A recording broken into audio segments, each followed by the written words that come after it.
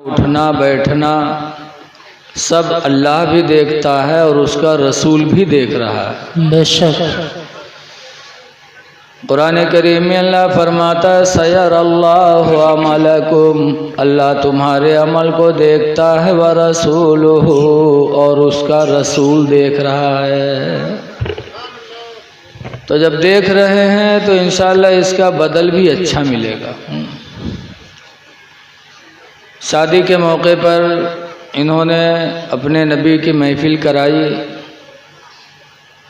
ये साबित करने के लिए कि जो कुछ है वो सब नबी का सदका है। औलाद ये भी नबी का सदका, और निकाह का मौका मिलना ये भी नबी का सदका है। इसीलिए आला हज़रत इमाम अहले सुन्नत रज़ी अल्लाह अन्हु फरमाते हैं कि होते कहाँ खलीलो बिना काबो मिना। सुभान अल्लाह। कहाँ खलील पैगंबर होते, कहाँ मिना का मैदान होता, कहाँ काबा बनता, सब नबी के वसीले से बना है। होते कहाँ खलीलो बिना काबो मिना, लौलाक वाले साहिबी सब तेरे घर की। सुभान अल्लाह। अल्लाह ताला कुरान में फरमाता है या अय्युहल्लज़ीना आमनू, ईमान वालो, उदखुलू फिस्सिल्मि काफ़ा, इस्लाम के अंदर मुकम्मल तरीक़े से दाखिल हो जाओ। मुकम्मल तरीक़े से यानी इस्लाम के हर कानून को अपना लो। ऐसा नहीं कि कुछ मानो कुछ न मानो, कुछ करो और कुछ छोड़े रखो, तब तो हमारी हालत दूसरी हो जाएगी। अल्लाह उसी कुरान में फरमाता है तकफुरूना बिबादिम व तुमिनूना बिबास, कि क्या वजह है कि तुम कुरान के कुछ हिस्सा का इनकार करते हो और कुछ हिस्सा का इकरार करते हो। मानो, पूरे कुरान को मानो। शादी ये हमारे आपके लिए दोनों जहान का ज़रिया है।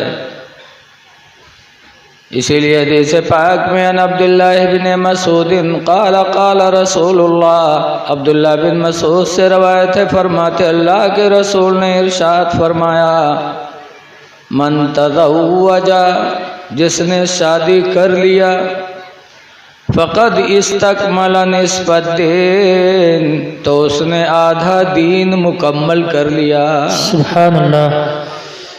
क्योंकि शादी से इंसान गुनाहों से बचता है और शादी से नस्ल इंसानी बढ़ती है।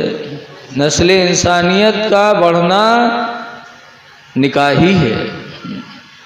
इसीलिए जिसने निकाह कर लिया उसने आधा दीन हासिल कर लिया। आगे हुज़ूर फरमाते फलियत्तक़िल्लाह फ़ी निस्फ़िद्दीन, तो चाहिए कि वो आधे दीन के बारे में अल्लाह से डरे। आधा दीन तो निकाह से मिल गया, अब आधे दीन के बारे में अल्लाह से डरे। इसका मतलब लिखा है हदीस में कि वो रोज़ी हलाल खाए। आधा दीन तो इस्लाम निकाह से मिल गया, अब आधा दीन रिज़्क़े हलाल में है कि अगर हलाल रोज़ी खाया और निकाह कर लिया तो उसने दीन मुकम्मल कर लिया। रिज़्क़े हलाल का भी बड़ा असर पड़ता है। शादी नबी करीम सल्लल्लाहु अलैहि वसल्लम ने इसके ताल्लुक़ से बहुत कुछ फरमाया। नबी करीम सल्लल्लाहु अलैहि वसल्लम ने 25 साल की उम्र में सबसे पहला निकाह किया हज़रत खदीजतुल कुबरा से। खदीजा डबल बेवा थी और डबल बेवा से सरकार ने निकाह कर लिया। आज अगर कोई बेवा औरत के पैगाम आवत है तो आदमी कहते ना ही यार उसे न करवा, फलनवा के इस रहा वो मरीगा हमू के लिए हमू मर जी, नहूसत समझते। अगर ये नहूसत होती तो अल्लाह के रसूल सबसे पहले अपनी ज़िंदगी में इस सुन्नत को राइज न करते। बेशक। अब अगर कोई यूँ सोच ले कि हो सकत है न पावत रहे हो कहूँ कुंवारी तो बेवा से कैली नहीं है। अरे नबी तो वो थे कि जिनके हुस्न पर अरब के नौजवान कुर्बान थे। बेशक हक है।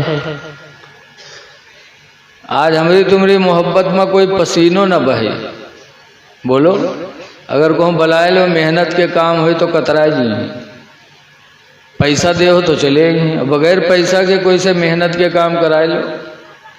और रसूलुल्लाह सल्लल्लाहु अलैहि वसल्लम ऐसे हसीन थे कि उनकी मोहब्बत में अरब के नौजवानों ने गर्दनें कटा ली।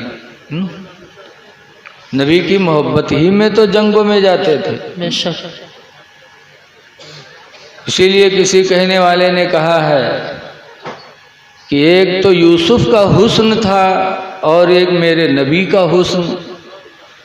यूसुफ ऐसे हसीन थे कि उनकी मोहब्बत में मिस्र की औरतों ने उंगलियां काटी थी ना। बेशक। आपने सुना होगा कि जुलेखा ने ख्वाब में अपने होने वाले शौहर की तस्वीर देखी थी। जुलेखा के ख्वाब में दिखाया गया था कि इन्हीं से तुम्हारा निकाह होना है। किसकी सूरत दिखाई गई थी? यूसुफ अलैहिस्सलाम। तो उस तस्वीर की तलाश में थी और निकाह हो गया अजीज़े मिस्र से। आज भी लड़कियां जिसे चाहते हैं उससे नए होते दूसरे के साथ हो जाते हैं तो वाहरे लूर का करत है तनिक मौका पैन खसक गई हूँ। हाँ, कहूँ मेलक बहाने, कहूँ दावत के बहाने, काहे दिल उधर लगा है। हाँ? ऐसी लड़कियों का गुजारा नहीं हो पाता। बोलो। बेशक। जुलेखा की शादी अजीज़े मिस्र से हो गई और जहन में बसी रहा दूसरी तस्वीर। और जब रुखसत हो के वहाँ गई, अब अजीज़े मिस्र आए, देखा चेहरा तो दिमाग में जो फोटो था उस फोटो से अजीज़े मिस्र का फोटो मिलाया। ये तो नहीं है, ये तो है ही नहीं वो। तो जुलेखा उस चेहरे की तलाश में लगी। इंसानी फितरत होती, जिससे आदमी का लगाव होता है उसकी तरफ माइल होता जरूर। उस सूरत की तलाश में जुलेखा लग गई। अल्लाह की मर्जी, अल्लाह ने दुनिया को ऐसा बनाया है कि यूसुफ अलैहिस्सलाम के भाई ही दुश्मन हो गए। और अब्बा से कहा, अब्बा हम लोगों को जंगल बकरियां भेजने चराने भेजते, यूसुफ को नहीं भेजते? यूसुफ को भेजो ना, जंगल की आबो हवा खाएगा, यूसुफ और तंदुरुस्त होगा। तो उनके अब्बा याकूब अलैहिस्सलाम ने कहा, नहीं, मुझे डर है कि जंगल की भेड़िया मेरे यूसुफ को खा न ले। तो यूसुफ के भाइयों ने कहा, अरे अब्बा कैसी बात करते हो, हम लोगों के होते हुए, हम 10 नौजवान भाई हैं, हम लोगों की होते हुए जंगल की भेड़िया खाएगी? ऐसा कभी नहीं हो सकता, अब्बू भेजो यूसुफ को। और लेके गए। भाई जैसा कोई दोस्त नहीं और भाई जैसा कोई दुश्मन भी नहीं। लेके गए, मारा और मार कर कुएं में डाल दिया।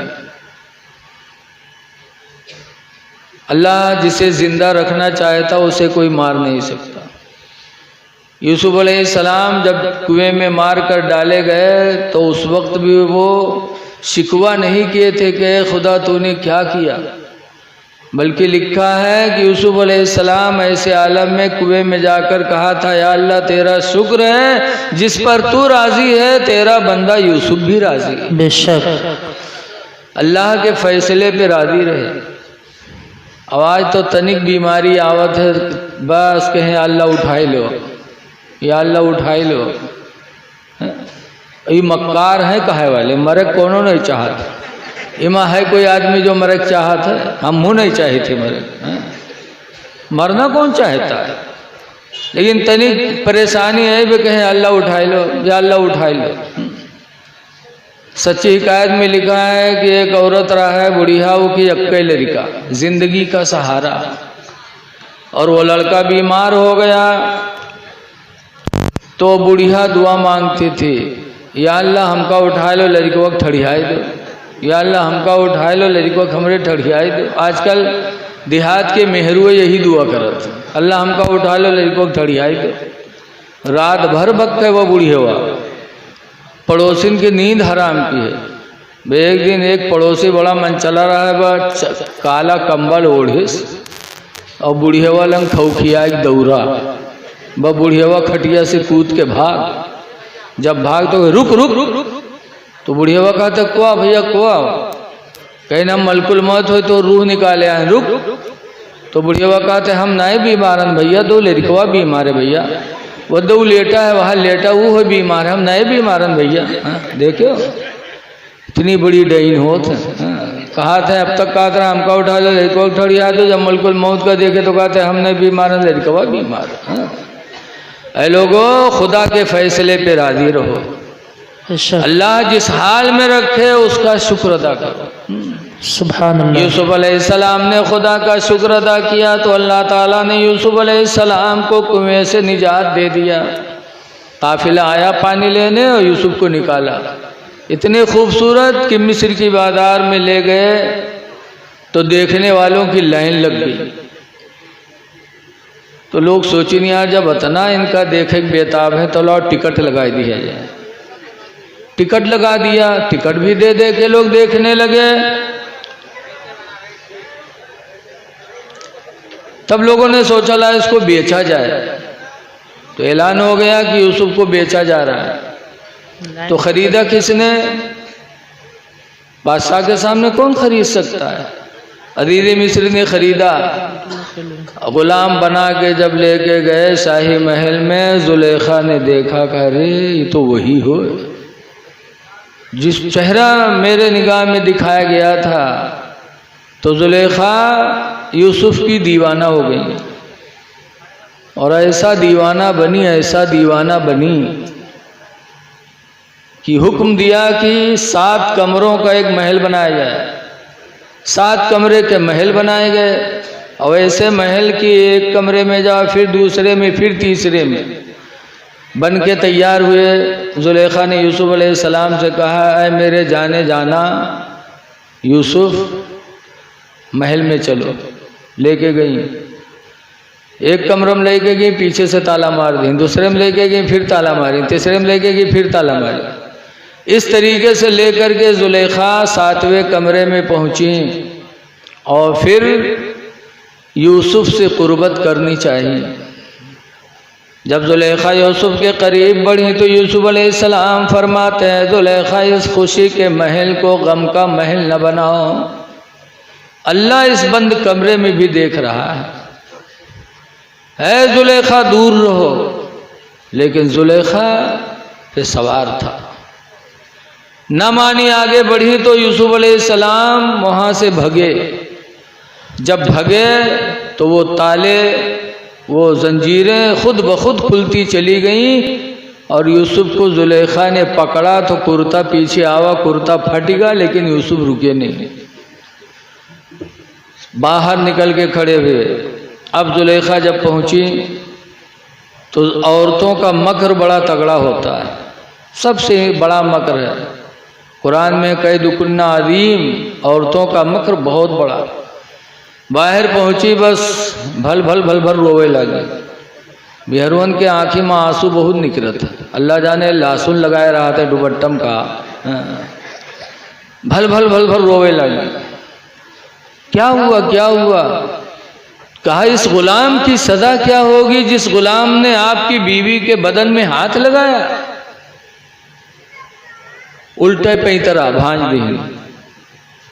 अब ये हुआ कि इसकी सजा होनी चाहिए, जेल चले गए बेचारे। लेकिन हर ज़माने में इंसाफ करने वाले, इंसाफ की बोली बोलने वाले लोग रहे हैं। काहे बादशाह ऐसे यूसुफ को जेल में डालना मुनासिब नहीं है। यूसुफ की तहकीक की जाए, गलती है किसकी, जुलेखा की है कि यूसुफ की है। 12वां पारा में है वो मीटिंग, अल्लाह ने कुरान में भी नकल फरमाया। जो मीटिंग हुई उसमें यही हुई, इनका न कुद्द कमीसुहु मिन दुबुरिन फसदका। अगर यूसुफ का पिछला कुर्ता फटा हो तो यूसुफ सच्चे। व इनका न कुद्द कमीसुहु मिन क़ुबुलिन फसदक़त। और अगर अगला दामन फटा हो तो जुलेखा सच्ची। कुर्ता देखा जाए। ऐ बादशाह, ऐसे किसी को सजा नहीं देनी चाहिए। कुर्ता देखो, तहकीक करो कि गलती किसकी है। कुर्ता मंगाया गया तो देखा गया दामन पिछला ही फटा था। फाइनल हो गया कि गलती जुलेखा की है। यूसुफ अलैहिस्सलाम जेल से बरी हुई। ऐ लोगों, गौर करो। आज लोग जन्म पकड़े जाते हैं तो कहीं का बते घेर में पर गए रहन तो कई लिया रहा है। अरे यूसुफ अलैहिस्सलाम की जिंदगी नमूने अमल है। बंद कमरे में थे। जुलेखा अजीज़ मिस्र की बीवी थी। यूसुफ गुलामी की ज़िंदगी बसर कर रहे थे, लेकिन यूसुफ अलैहिस्सलाम ने जब ज़िना से अपने आप को बचाना चाहा तो अल्लाह ताला ने उनके लिए रास्ता निकाल दिया।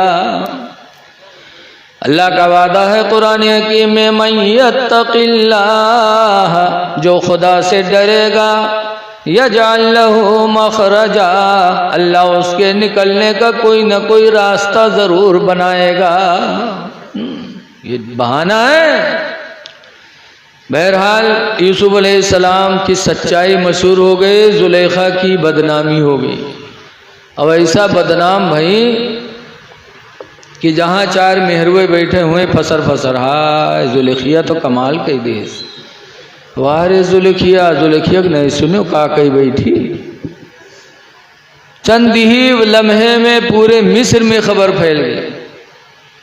आज जौन चीज के ऐलान करावे को तो मैक न लगाओ, एक दो मेहरुवन का बताई दो, बस मिनटों सेकंडों में पूरा शहर गंधाएगी। इस तरीके से फस फस करके बात फैलाती हैं। पूरे शहर में जुलेखा बदनाम हो गई। जब बदनाम हुई जुलेखा तो मिस्र की औरतों की दावत ली। आई औरतें दावत खाएं भी बहुत आगे होते। बोलो तवाजा पाए जाए कहूँ, चाहे मई महीना हो चाहे जून महीना हो, अत्ती अत्ती लेदा लेदन लेके चल दे हैं। वो बसमा कोनो औकत है, कोनो पोकत है, कोनो रोवत है, कोनो चिल्लात है, लेकिन इनके तवाजब कोई असर पड़े वाला नहीं है, चाहे जस गर्मी हो बसमा। जुलेखा ने दावत दी तो मिस्र की औरतें चल पड़ी। आई जुलेखा के यहाँ, दस्तरखान बिछा, बैठी। जुलेखा ने दस्तरखान सजाया और सबको एक एक लेमू दिया, एक एक चाकू दिया। कहा जब मेरा महबूब यूसुफ आएगा, जिसके लिए तुम लोग मुझे बदनाम करती हो, जब यूसुफ आएगा तो तुम चाकू से लेमू काट देना। जुलेखा ने कहा तो मिस्र की औरतों ने कहा बुलाओ अपने यूसुफ का, देखी तुमरे यूसुफ कौन मेरे, बुलाओ। जब जुलेखा गई और कहा है महबूबे जाना ज़रा सामने आ जाइए। जब यूसुफ अलैहिस्सलाम सामने पहुँचे और मिस्र की औरतों ने जो देखा तो अल्लाह ने पूरी दुनिया में यूसुफ को हसीन बनाया था। उनकी कोई मिसाल नहीं। मिस्र की औरतों ने जब यूसुफ अलैहिस्सलाम का चेहरा देखा तो आंखें उनकी वहीं टंग गई। आंख हटा नहीं रही थी, आंखें उनकी टंग गई। होश व दिमाग सब यूसुफ की तरफ चला गया। अब हाथ बेबस है, जिस्म बेबस है। चाकू चला, लेमू कटा, लेमू के बाद उनके हाथ कटे, उंगलियां कट गईं, लेकिन औरतों को पता नहीं चला यूसुफ के हुस्न की मोहब्बत में उंगलियां काट डाली। सुभान अल्लाह। और ये कोई कहानी नहीं है, बल्कि कुरान करीम से बेहतर कोई किताब नहीं। बेशक 12वां पारा सूरह यूसुफ में अल्लाह ताला ने फरमाया है, क़त्ताना ऐदियहुन्ना, मिस्र की औरतों ने अपने हाथों को काट डाला। वक़ुल्ना मा हाज़ा वक़ुल्ना हाशा लिल्लाहि मा हाज़ा बशरा, मिस्र की औरतों ने कहा था खुदा की कसम ये कोई इंसान नहीं है, इन हुवा इल्ला मलकुन करीम, मगर ये कोई फरिश्ता है जो आसमान से उतर आया है। सुभान अल्लाह। इसी को कहने वाले ने कहा है कि हुस्न यूसुफ पे कटी मिस्र में अंगूष्ठ जना, जना के माने औरत है। हुस्न यूसुफ पे कटी मिस्र में अंगुष्ठ जना, और सर कटाते हैं तेरे नाम पे मर्दान अरब। सुभान अल्लाह सुभान अल्लाह। कि यूसुफ के हुस्न में औरतों ने हाथ काटा था, और नबी के हुस्न पे ऐसा दीवाना हुए अरब के नौजवान कि उन्होंने अपनी गर्दनें जंगों में कटा दी। बेशक ऐसे हसीन थे मेरे नबी। लेकिन यूसुफ की बात आ गई तो एक बात थोड़ी और सुन लो। यूसुफ अलैहिस्सलाम अपनी सच्चाई की बुनियाद पर मिस्र के बादशाह बना दिए गए। ये बहुत सच्चे आदमी हैं, वाकया पूरा बयान नहीं करना है। उनकी सच्चाई देखकर अजीज़ मिस्र ने उनको अपना खलीफा चुन दिया, वो बादशाह हो गए। और जुलेखा नए बर्दाश्त हुआ ताना, बदनामे ज़माना हो गई, तो शर्म व हया के वजह से जुलेखा ने बस्ती छोड़ दिया, जंगल में जाके अपना बसेरा कर लिया। जंगल में एक पेड़ के नीचे जाके रुक गई और यूसुफ की याद में रोती रही। लिखा है, रोते रोते यूसुफ की याद में जुलेखा ने अपनी आंखों की बीनाई गंवा दी, अंधी हो गई। जवानी चली गई, बुढ़ापा आ गया। एक दिन यूसुफ अलैहिस्सलाम घोड़े पर बैठे और सैर के लिए जंगल में निकले। जब निकले तो जा रहे थे, यूसुफ के बदन की खुशबू जुलेखा को मिल गई। याद रखो, हर नबी महका करते थे। बेशक। और मेरे नबी तो इतना महके कि हज़रत अनस रज़ियल्लाहु ताला अन्हु के घर सरकार लेटे थे, पसीना बहा तो उम्मे सुलैम ने वो पसीना पोंछकर एक शीशी में रख लिया। फिर मदीने मनव्वरा में एक लड़की की शादी हुई, वो लड़की दुल्हन बनी, तो उम्मे सुलैम सहाबिया ने नबी का पसीना लगाया, उसको इतर नहीं लगाया, नबी का पसीना लगाया। तो नबी के पसीने की ये बरकत हुई कि वो दुल्हन जिंदगी भर महका की। कह दो सुभान अल्लाह। सुभान अल्लाह। जिंदगी भर उसके बदन से खुशबू आई। फिर उससे जो औलाद पैदा हुई वो भी महकी, औलाद की औलाद महकी। नबी के पसीने की बरकत से उस दुल्हन की 7 नस्लों तक महक बाकी रही। सुभान अल्लाह। 7 नस्लें महकी, ये मेरे नबी का पसीना। अब आज बहुत कहा थे, अरे उन्होंने इंसान रहा है, हम इंसान हैं। हमार तुम्हार कोई पसीना लगाई? बताओ, जिके लगाए दे हो तो चपली आई भी है? और नबी का पसीना, नबी इतना महकते थे। आला हजरत इमाम अहले सुन्नत फरमाते हैं कि वल्लाह जो मिल जाए मेरे गुल का पसीना, वल्लाह जो मिल जाए मेरे गुल का पसीना, मांगे न कभी इतर न फिर चाहे दुल्हन फूल। बेशक। सुभान अल्लाह सुभान अल्लाह। तो यूसुफ महके और उनकी खुशबू जुलेखा को मिली। जब जुलेखा ने खुशबू से पहचान लिया कि यूसुफ हैं, तब जुलेखा ने एक बोली बोली थी। उस जुलेखा की बोली भी अल्लाह ताला ने कुरान में नाजिल फरमाई।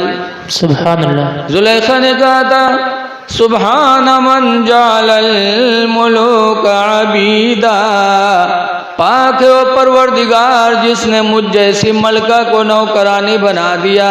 व सुबहान मन जालल अबीद मुलूका, और पाक है वो परवरदिगार जिसने गुलाम को बादशाह बना दिया। सुभान अल्लाह, सुभान अल्लाह। कि गुलाम बन के आए थे, लेकिन वो रब कितना पाक है कि उसने गुलाम को शहंशाही अता फरमा दी। जब जुलेखा ने बोली यूसुफ अलैहिस्सलाम ने जुलेखा की बोली सुनी तो जुलेखा के करीब गया। कहा जुलेखा क्या हाल है? कहा देख रहे हो तुम्हारी याद में मैंने आंखों की बीनाई खो दिया, जवानी खो दिया। यूसुफ अलैहिस्सलाम को रहमाया, फरमाते हैं जुलेखा मेरे लायक कोई खिदमत हो तो बताओ। तो जुलेखा ने कहा था यूसुफ दुआ कर दो कि अल्लाह मेरी आंखों की रोशनी वापस कर दे कि जी भर के तुमको देख लूं। सुभान यूसुफ अलैहिस्सलाम ने दुआ किया तो यूसुफ अलैहिस्सलाम के दुआ के वसीले से जुलेखा की गई हुई बीनाई अल्लाह ताला ने वापस कर दिया। आंख में रोशनी आ गई, देखने लगी, खूब जी भर के यूसुफ को देखा। फिर यूसुफ अलैहिस्सलाम फरमाते जुलेखा मेरे लायक और कोई सेवा हो तो बताओ। तो जुलेखा ने कहा था ऐ यूसुफ दूसरी मेरी ख्वाहिश है कि दुआ कर दो कि अल्लाह मेरी जवानी वापस कर दे। सुभान अल्लाह। नबी करीम सल्लल्लाहु अलैहि वसल्लम ने हज़रत यूसुफ अलैहिस्सलाम ने दुआ मांगी तो अल्लाह ताला ने यूसुफ के कहने से जुलेखा की जवानी वापस कर दी। जुलेखा आज अगर कोनो पीर फकीरी मेरे दुआ जानत हो तो आज कोनो बुढ़वा न रही थी। बोलो चाहे खेत बिकाए जाए, आज जवानी कौन नहीं चाहता है? दुआ मांगे तो जुलेखा की जवानी आ गई। फिर यूसुफ अलैहिस्सलाम कहते हैं जुलेखा और मेरे लायक कोई खिदमत हो तो बताओ। तो जुलेखा कहते हैं यूसुफ मेरी आखिरी ख्वाहिश यही है कि तुम अपने निकाह में मुझे कबूल कर लो। दिल लगी थी शुरू से, निकाह में ले लो। यूसुफ अलैहिस्सलाम ने जुलेखा को अपने निकाह में ले लिया और फिर एक लड़की पैदा हुई बीबी रहमत, जिनसे निकाह हुआ हजरत अय्यूब अलैहिस्सलाम का। सुभान अल्लाह। बहरहाल कहने का मकसद था, कहाँ बात कहाँ चली गई।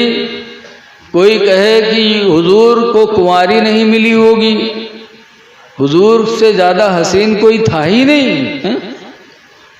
आज देखा जाता वो रहे के साथ बिटिया भागा था, पैंट बांधे तमीज नहीं है, बिटिया लेके चल दी दिल्ली बम्बई। अब अप्पा यहाँ तूरे जाते थाने में ही, खान घर के कुड़क्की होते।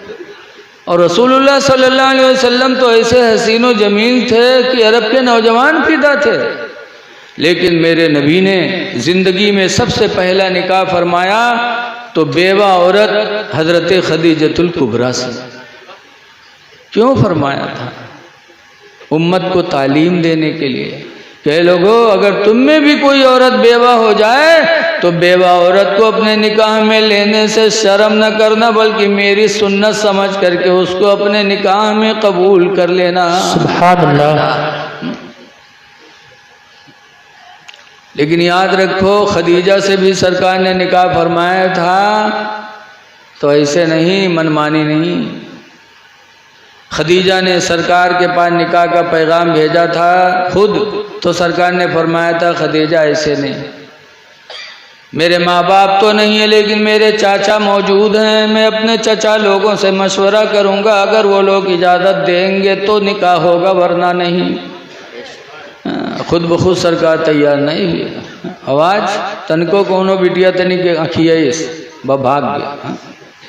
अरे तुम नबी की ज़िंदगी को नज़रों के सामने रखो।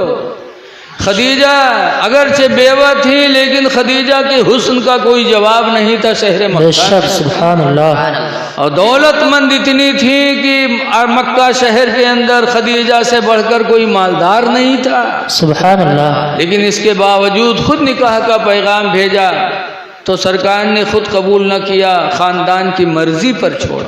बेशक। घर पे गए, अपने चाचा लोगों को बुलाया और खदीजा की बात रखी। तो सरकार के बड़े चाचा अबू तालिब खड़े हो गए, फरमाते हैं सुनो ऐ लोगों, जैसा मेरा भतीजा मोहम्मद लाजवाब है उसका कोई मिसाल नहीं, ऐसे शहर मक्का में खदीजा भी लाजवाब है, उस जैसी कोई औरत नहीं, इसलिए मैं ये रिश्ता पसंद करता हूँ। अबू तालिब ने सरकार का निकाह पढ़ाया, महर भी अपनी तरफ से दिया और खदीजा रसूलुल्लाह के निकाह में आ गए।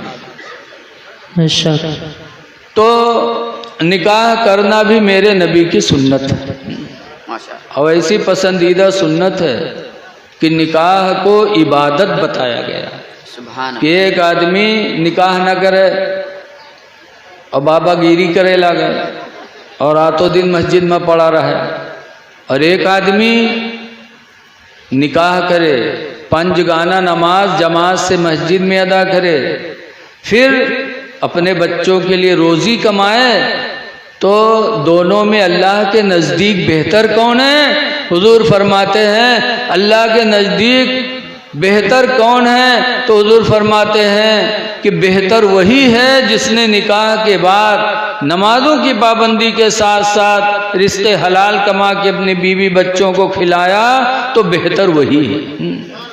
इसीलिए निकाह को इबादत बताया गया। तो निकाह नस्ल इंसानी के बढ़ने का जरिया है। निकाह इबादत है, लेकिन हाय अफसोस आज निकाह में नाच करवाते हैं, रिंडी का नाच कराते, डीजे बजवाते। ऐ मुसलमानों, इंसानियत कहाँ चली गई? हमारे तुम्हारे भाइयों पे क्या बीत रही है, जरा सोचो तो सही। क्या हो रहा है आपके नजरों के सामने है? घर जलाए जा रहे हैं, गोलियां मारी जा रही हैं, पानी बंद किया जा रहा है, बेघर हो रहे हैं लोग। आज भी नानपारा में 2 लोग आए, दाढ़ी रखाए थे, नमाज रोज़ा के पाबंद लग रहे थे। राजा साहब की मस्जिद में खड़े होकर के मैक से भों भों रोने लगे, कहने लगे चाइना ने हम लोगों की ज़मीन पे कब्ज़ा कर लिया, घरों पे कब्ज़ा कर लिया, गवर्नमेंट ने सहायता न दिया। हम तकरीबन 1600 लोग लखनऊ में आए हैं, कैंप के अंदर रह रहे हैं, रो रो के भीख मांग रहे थे अपने बच्चों के लिए। तो तुम ये नहीं सोचते कि हमारे भाइयों पे क्या गुजर रही है, और आप रिंडी का नाच नचा रहे हो, निकाह में डीजे करवा रहे हो। और कुछ तो ऐसे बेहया हैं जो दूल्हा के सामने डांस करते हैं, कूदते हैं, शर्म नहीं आती, पेट अलग जाते, चूतर अलग जाते, दनुक दनुक कूदत है। और उनके मेहरुआ का कही देख हमरे गुडुआ कब्बा 5 हाथ ऊपरे उलरत है, 5 हाथ ऊपरे उलरे हैं। बताओ ये क्या है? इंसानियत कहाँ चली गई? हमारे भाई मारे जा रहे हैं, हमारे भाई बेवतन हो रहे हैं, हमारे भाई अस्पतालों में ज़ेरे इलाज हैं, और हम रिंडी का नाच नचवा रहे हैं, डीजे कर रहे हैं। खुदा के यहाँ क्या जवाब दोगे? इंसानियत कहाँ चली गई? अगले जुमा को मैं महिपुरवा गया, सर्वोदय इंटर कॉलेज के एक लेक्चरार हैं हाजी अब्दुल रशीद खान। उन्होंने कहा मौलाना साहब सब कुछ तो मिल रहा है लेकिन इंसानियत नहीं मिल रही। आज हम में इंसानियत खत्म हो गई। एक रो रहा है और एक हंस रहा है, रोने वाले से नहीं पूछ रहा है कि भाई रो क्यों रहे हो तुम। ऐ लोगों, निकाह इबादत है, निकाह के अंदर खुराफात न करो। आज मुझे रूहुल अमीन ने बताया बैठते बैठते, हमने कहा क्या है? कहा बहन की शादी है। ने कहा कब? कहा कल। हमने कहा कल बारात आएगी? तो कहा मौलाना साहब 5 आदमी आएंगे बस। हमने कहा 5 आदमी? कहा सिर्फ 5 आदमी। वो तो 3 ही आदमी आ रहे थे, 2 गवाह और एक साहब हज़रत है दूल्हा, लेकिन 5 आदमी आ रहे हैं। इस तरह से अल्हम्दुलिल्लाह मुसलमानों के अंदर सोच पैदा हो जाए कि निकाह इतने मुख्तसर में करें और वही पैसा बचा करके अपने बच्चों की तालीम पे खर्च करें। बेशक सुभान अल्लाह। अपने बच्चों को डॉक्टर बनाएं, इंजीनियर बनाएं, लेकिन आज हम 15 लाख 20 लाख शादी में खर्च कर देते और अपने लड़के को MBBS नहीं बना पाते। पैसा नहीं MBBS बनाने के लिए है? डॉक्टर बनाओ। आज डॉक्टरों के अंदर भी बड़ी बुराइयां पैदा हो चुकी। हमारे कटघर में एक साहब के पेशाब में कुछ दिक्कत थी तो गए थे दिल्ली ऑपरेशन कराने। पेशाब में कुछ दिक्कत थी, थैली वैली में, वो ऑपरेशन करा के आए। फिर तकलीफ बड़ी तो लखनऊ गए दिखावे, तो वहाँ जांच में एक गुर्दे गाए। पता चला वो डॉक्टर ने गुर्दा निकाल लिया। वहाँ ऑपरेशन किया था पेशाब की थैली से ही करने के लिए। अब वहाँ पेट फाड़ दिए ने, आदमी जान पाओ थे कहाँ निकाल रहा था, सब निकाल ले जाए। बड़े बेरहम हो गए आजकल के डॉक्टर भी। अल्ट्रासाउंड कराओ जाओ तो डॉक्टर बता देते हैं कि फला फला बीमारी निकाल दी हो, भाई अल्ट्रासाउंड करे वालों वही में लिख देते। ऐसा भी हो रहा है। बेरहमी कूट कूट के भर दी गई। इसलिए ज़रूरत है कि अपने बच्चों को MBBS बनाओ। शादी में पैसा ना खर्च करो बल्कि अपने बच्चों की तालीम पे खर्च करो। इंजीनियर बनाओ, प्रोफेसर बनाओ, वकील बनाओ। आज हम लोगों के वकील नहीं कोई। मुकदमा में जाओ तो दूसरों के सामने हाथ जोड़ो। वो हमारे साथ क्या करेंगे कुछ पता ही नहीं है। तो कम से कम ऐसा जज्बा होना चाहिए। मुझे बेपनाह खुशी हुई बात सुन करके कि आला हजरत जहाँ से मुरीद हैं वो जगह है मारहरा। मारहरा शरीफ के गद्दी नशीन हुजूर सैयद नजीब हैदर हसन मियाँ हर बार उर्स में कहते हैं, ए मेरे बरकाती मुरीदों, शादी तुम मुख्तसर में करो और वही पैसा बचा करके अपने बच्चों की तालीम पे खर्च करो। लेकिन आज हमारी कौम नहीं मानती। दुआ है कि अल्लाह ताला ऐसे ही जज्बा हर मुसलमान को अता फरमाए। बेशक सुभान अल्लाह। सुभान। बहरहाल ये शादी का प्रोग्राम है। मर्द औरत इन दोनों का बड़ा गहरा लगाव है। कुरान हकीम में अल्लाह फरमाता, हुन्ना लिबासुल लकुम, बीवियाँ तुम्हारी लिबास हैं, वअंतुम लिबासुल लहुन्ना, और ए मर्दो तुम अपनी बीवियों के लिबास हो। सुभान अल्लाह। दोनों एक दूसरे के लिबास हैं। और लिबास का काम क्या है? इज्जत का छुपाना। अल्लाह कुरान में फरमाता, या बनी आदम क़द अंज़लना अलैकुम लिबासा, ऐ आदम की औलाद हमने तुम पर लिबास उतारा है। ये लिबास उतारा है अल्लाह ने।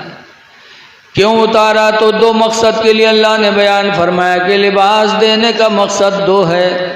नंबर 1 पर अल्लाह फरमाता, युवारी सौआतिकुम, पहला लिबास का फायदा यह है कि तुम्हारी इज्जत को छुपा ले, तुम्हारी इज्जत को कोई देख न पाए, पहला फायदा।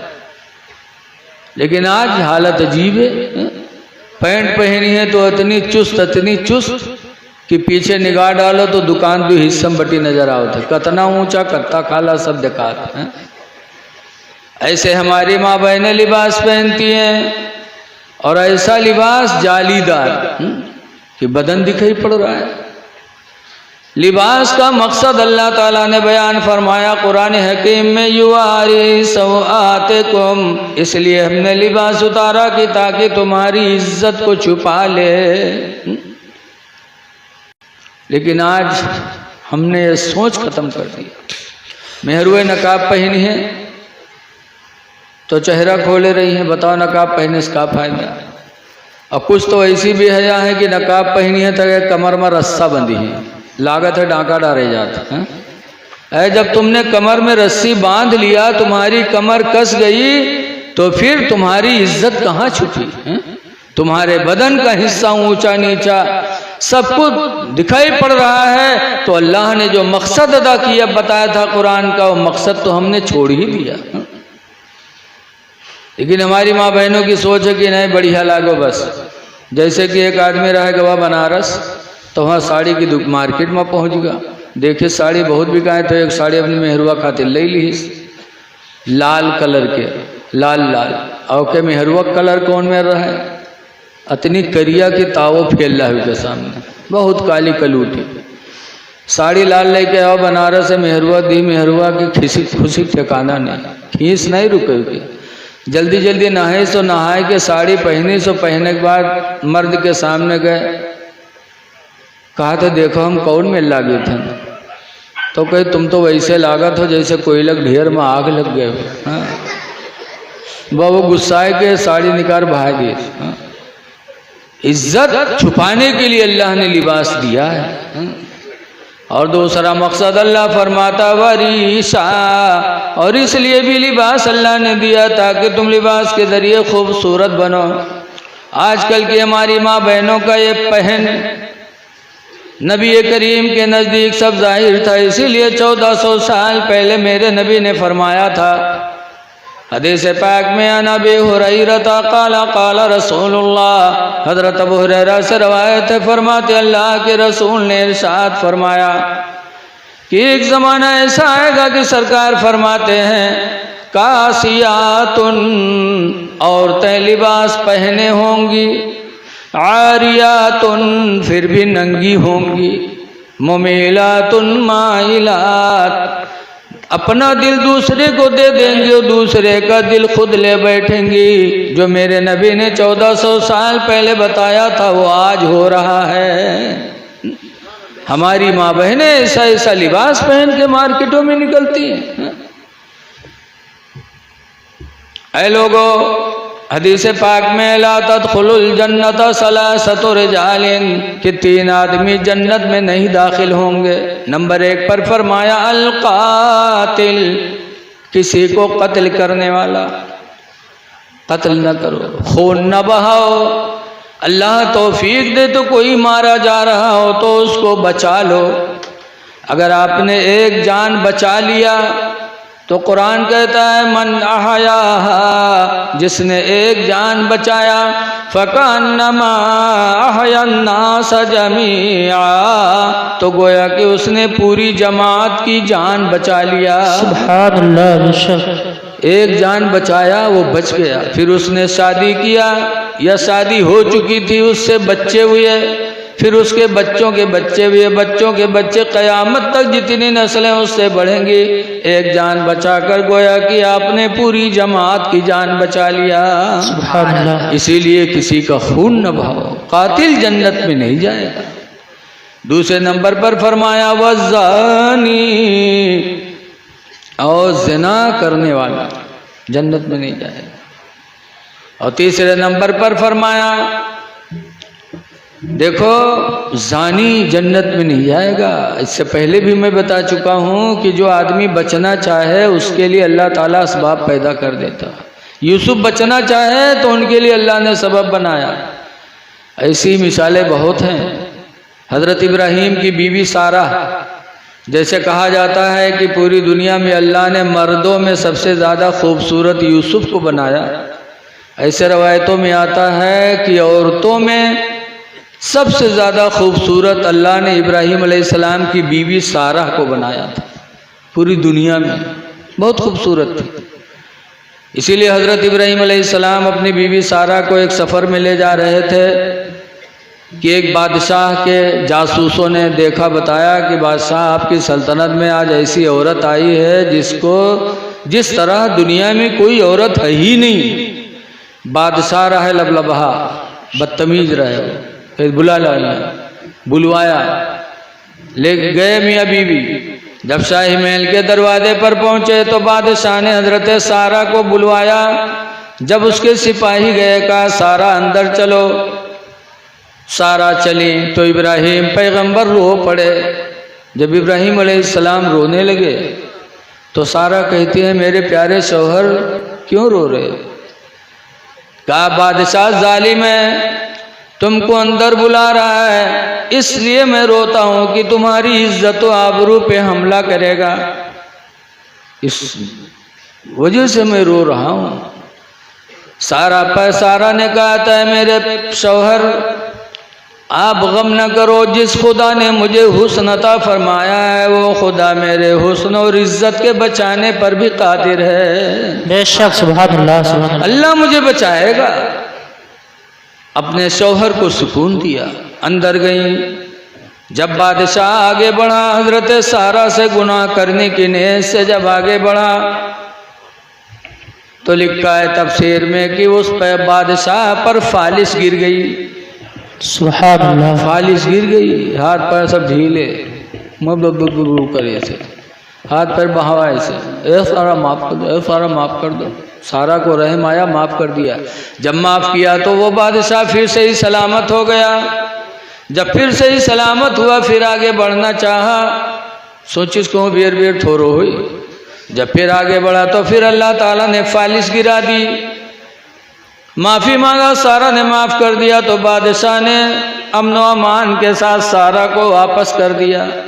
पता चला कि इंसान का जब भरोसा खुदा की ज़ात पे होता है तो खुदा हर मैदान में अपने बंदे की मदद फरमाता है। नारे तकबीर, अल्लाहु अकबर, नारे रिसालत, या रसूल अल्लाह, जश्न ईद मिलादुन नबी, नारे तकबीर।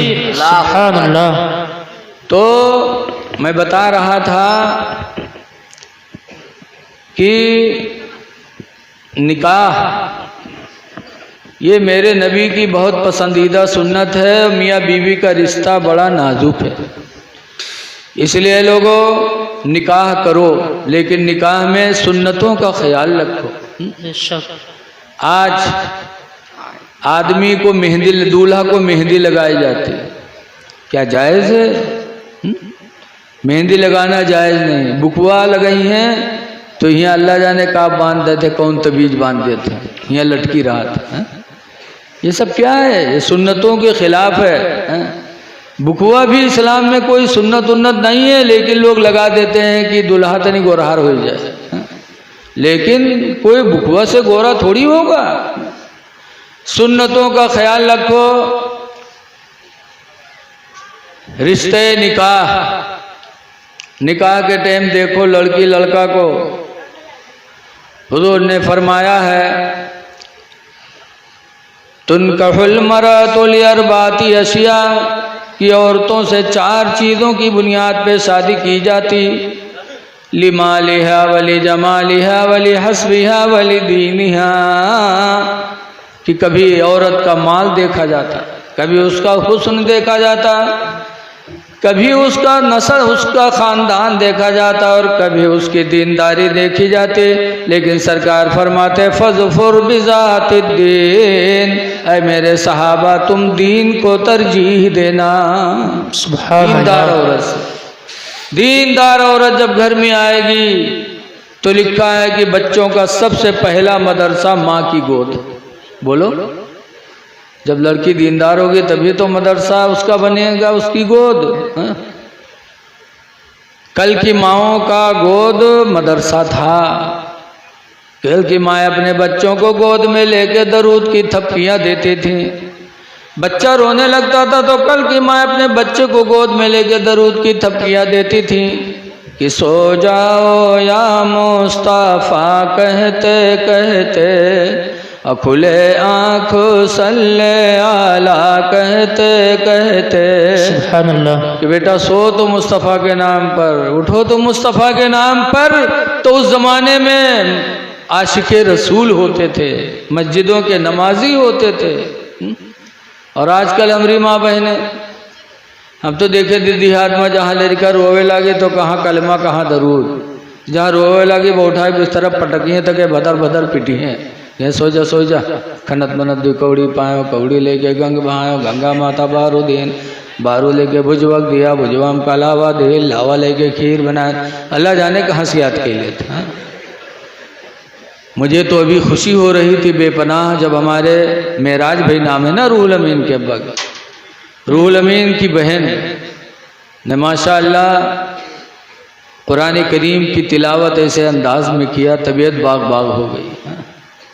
बहुत से पढ़े लिखे लोग मर्दों में इस तरह कुरान नहीं पढ़ पाते जैसे उस बच्ची ने कुरान पढ़ा। और तकरीर भी माशाअल्लाह किया, कलमे तैयबा की कितनी वजाहत किया बच्चे ने। और फिर नाते नबी भी सुनाया। कलमे तैयबा के हम तो भूल गए, कहा था दिल से निकाल ला इलाहा इल्लल्लाह, कुछ कह रही थी बच्ची कि दिल पे जो ला इलाहा इल्लल्लाह की बोली निकले वो दिल से निकले। ला इलाहा इल्लल्लाह में बड़ी फजीलत है, लेकिन अभी बताएंगे। बहरहाल बच्चों का पहला मदरसा माँ की गोद है। अब आजकल की माओं का मामला अजब है। तो लड़का रोए लगे तो उठाई है, उसके बाद पटकी हैं, कहें सो जा, खनत मनत भी कौड़ी पाओ, कौड़ी लेके गंग बहाओ, गंगा माता बारो देन, बारो लेके भुजवक दिया, भुजवाम का लावा देश, लावा लेके खीर बनाए, सब घर कहन कहानी बिलैया कह छू, तब फूंक छोड़त है। बताओ लड़का मुसलमान बनी है? जब महतारी इतनी बड़ी झुट्ठिन है, फराडिन है, कहते खीर बनावा, सब घर कहन कहानी बिलैया कह। बताओ है? सास ससुर भूखन मरे, खीर कहानी बिलैया खाए और कहानी बिलैया खात है। हम बूढ़ आज बुढ़ाए गए, अपने पूरी जिंदगी में कहानी बिलैया नहीं देख पावा, इनका रोज कहानी बिलैया मिलत है। हाँ, इसीलिए हुजूर ने फरमाया है कि रिश्ता के वक्त तुम दीन देखो कि कौन लड़की दीनदार है, और अगर लड़की दीनदार है, गरीब है तो गरीबी न देखो। अल्लाह का वादा यकूनो फुकरा, अगरचे वो फकीर हो गरीब हो, युगनिहुमुल्लाहु मिन फदलिही, तो अल्लाह अपने फजल से उसे माला माल बना देगा। लिहाजा दीनदार लड़की से अक़्द करो, और ऐसे लड़की अल्लाह दे दे तो दामाद भी दीनदार देखो। दीनदार दामाद देखो तभी जोड़ा घोड़ा कही न। अगर लड़की दीनदार है और मर्दवा छक्का है तो मामला सब गड़बड़ है। जाने जोड़ा घोड़ा सही होना चाहिए, लड़का भी दीनदार हो। हजरत अली की ज़िंदगी नज़रों के सामने है। नबी करीम की सबसे छोटी बेटी बड़ी प्यारी थी, लेकिन सरकार ने अपनी छोटी बेटी का निकाह अली से किया। अली से बड़ा गरीब मदीने मुनव्वरा में कोई नहीं था। बहुत गरीब थे, बेघर थे, घर भी नहीं था। लेकिन अल्लाह के रसूल ने अपनी बेटी फातिमा की शादी अली से किया, और शादी के बाद 2 साल हो गए, रुखसती नहीं हुई। तब मदीने वालों ने कहा था, अली 2 साल हो गया शादी के, रुखसती नहीं कराया। कहा कहाँ ले आए, घर भी तो नहीं है। तब मदीने के एक अंसारी आए, कहने लगे अली हमारे 2 घर हैं, एक में रहता हूँ, एक खाली पड़ा है, चलो देख लो, जो तुमको पसंद आए वो घर मैं आपको नजराना देता हूँ। दिया तो हजरत अली ने फातिमा की रुखसती कराई। दीनदार देखो, लेकिन आज देखा था नहीं। एक आदमी की बिटिया रहे, शादी तय है, तो बपुआ गवा देखे लड़कवा का, तो देखे तो उसके दाढ़ी रहे, तो बपुआ कहते तो मुल्ला है हो, यू कहा कमाई का खवई, छोड़ो हटाओ, कोनो पैंट बूसट वाला ढूंढो। मिल गया पैंट बूसट वाला, जो जैसे ढूंढे तो को वैसे मिला थे, मिल गया। शादी तय हो गई, और जब बारात का दिन आया तो उसका दुल्हा बनावे खातिर नौहावे चले।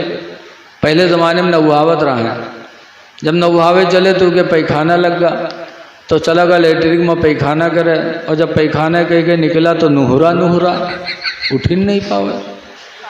बाप देखे तो रोवेला कहा टढ़ाएगा कैसे हुई, तो ढकेल उकेल के ले गए डॉक्टर के पास। डॉक्टर साहब देखें तो कहें ऑपरेशन करे पड़ी ठीक होगी। तो बपा रोवेला के डॉक्टर साहब आज शादी है, ऑपरेशन करे, अल्लाह जाने महीना में टिका है कि 2 महीना में टिका है। डॉक्टर कहें घबराओ ना, 2 मिनट लगे ठीक हो जी। लेके गए ऑपरेशन रूम में, और दरवाज़ा बंद किन, और 2 मिनट नहीं लग दरवाज़ा खोल दीन। जब खोली तो सीधा सीधा निकला, तो सबका बहुत ताज्जुब है, लाई कौन ऑपरेशन होगा कि 2 मिनट नहीं लगा ऑपरेशन होगा, ठीक होगा। तो लोग पूछे लगे डॉक्टर साहब कौन बीमारी रहे, 2 मिनट नहीं लगा। तो डॉक्टर साहब कहें कोई बीमारी नहीं, पैंट के बटन बूसट में लगा ली इस रहा। पैंट के बटन बूसट में बता इसे चोंगा पर हैं, यही नहीं जाना था कि कहाँ बटन कहाँ लगाए लिए थे। ऐ लोगों, 4 दिन की जिंदगी अल्लाह ने दी है, गुलाम नबी बन के जी लो, नबी के गुलाम बन जाओ। आज बड़ा पुरफतन माहौल है। आज हमारा मुसलमान भाई बहुत भाग रहा है।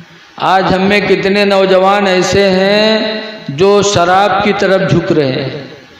ऐ नौजवानों, जरा कभी तुमने सोचा कि शराब नजिस है और नजिस चीज में अल्लाह ने न तो शिफा रखा है न तो सेहत रखी है, उससे सिवाय बर्बादी के कुछ भी नहीं।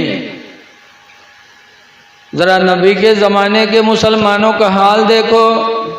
जिस ज़माने में इस्लाम के अंदर शराब हलाल थी, हराम नहीं थी शुरू में, तो मदीने मुनव्वरा में एक सहाबी की दुकान थी शराब की। गए मुल्क शाम, 7 ऊँटों पर शराब लाद के मुल्क शाम से मदीना पहुँचे बेचने के लिए। और जब पहुँचे तो पता चला कि कुरान की आयत नाजिल हो गई। क्या नाजिल हुई?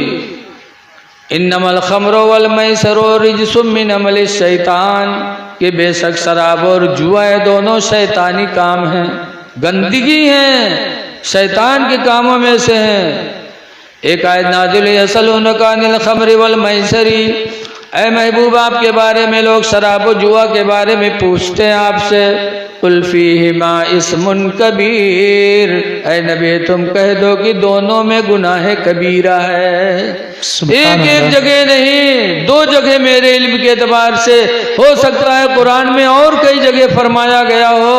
बार बार अल्लाह ने बताया कि शराब पीना गुनाह कबीरा, जुआ खेलना गुनाह कबीरा। हम शराब पी रहे हैं माज़अल्लाह।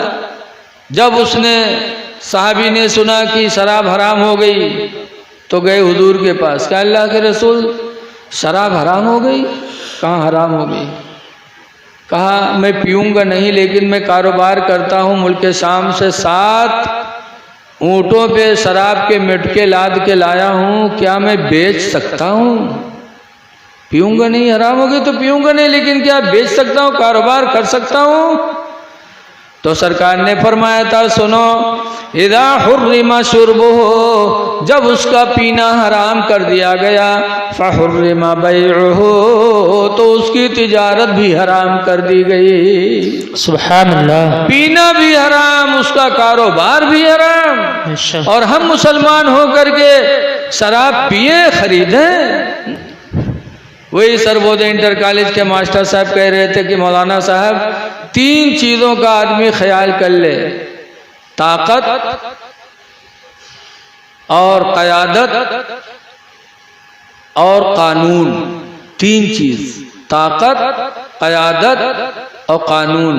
उन्होंने कहा अल्हम्दुलिल्लाह तीनों चीज़ हम मुसलमानों के पास है, ताकत भी है, क़यादत भी है, कानून भी है। ताकत किसकी है? खुदा की।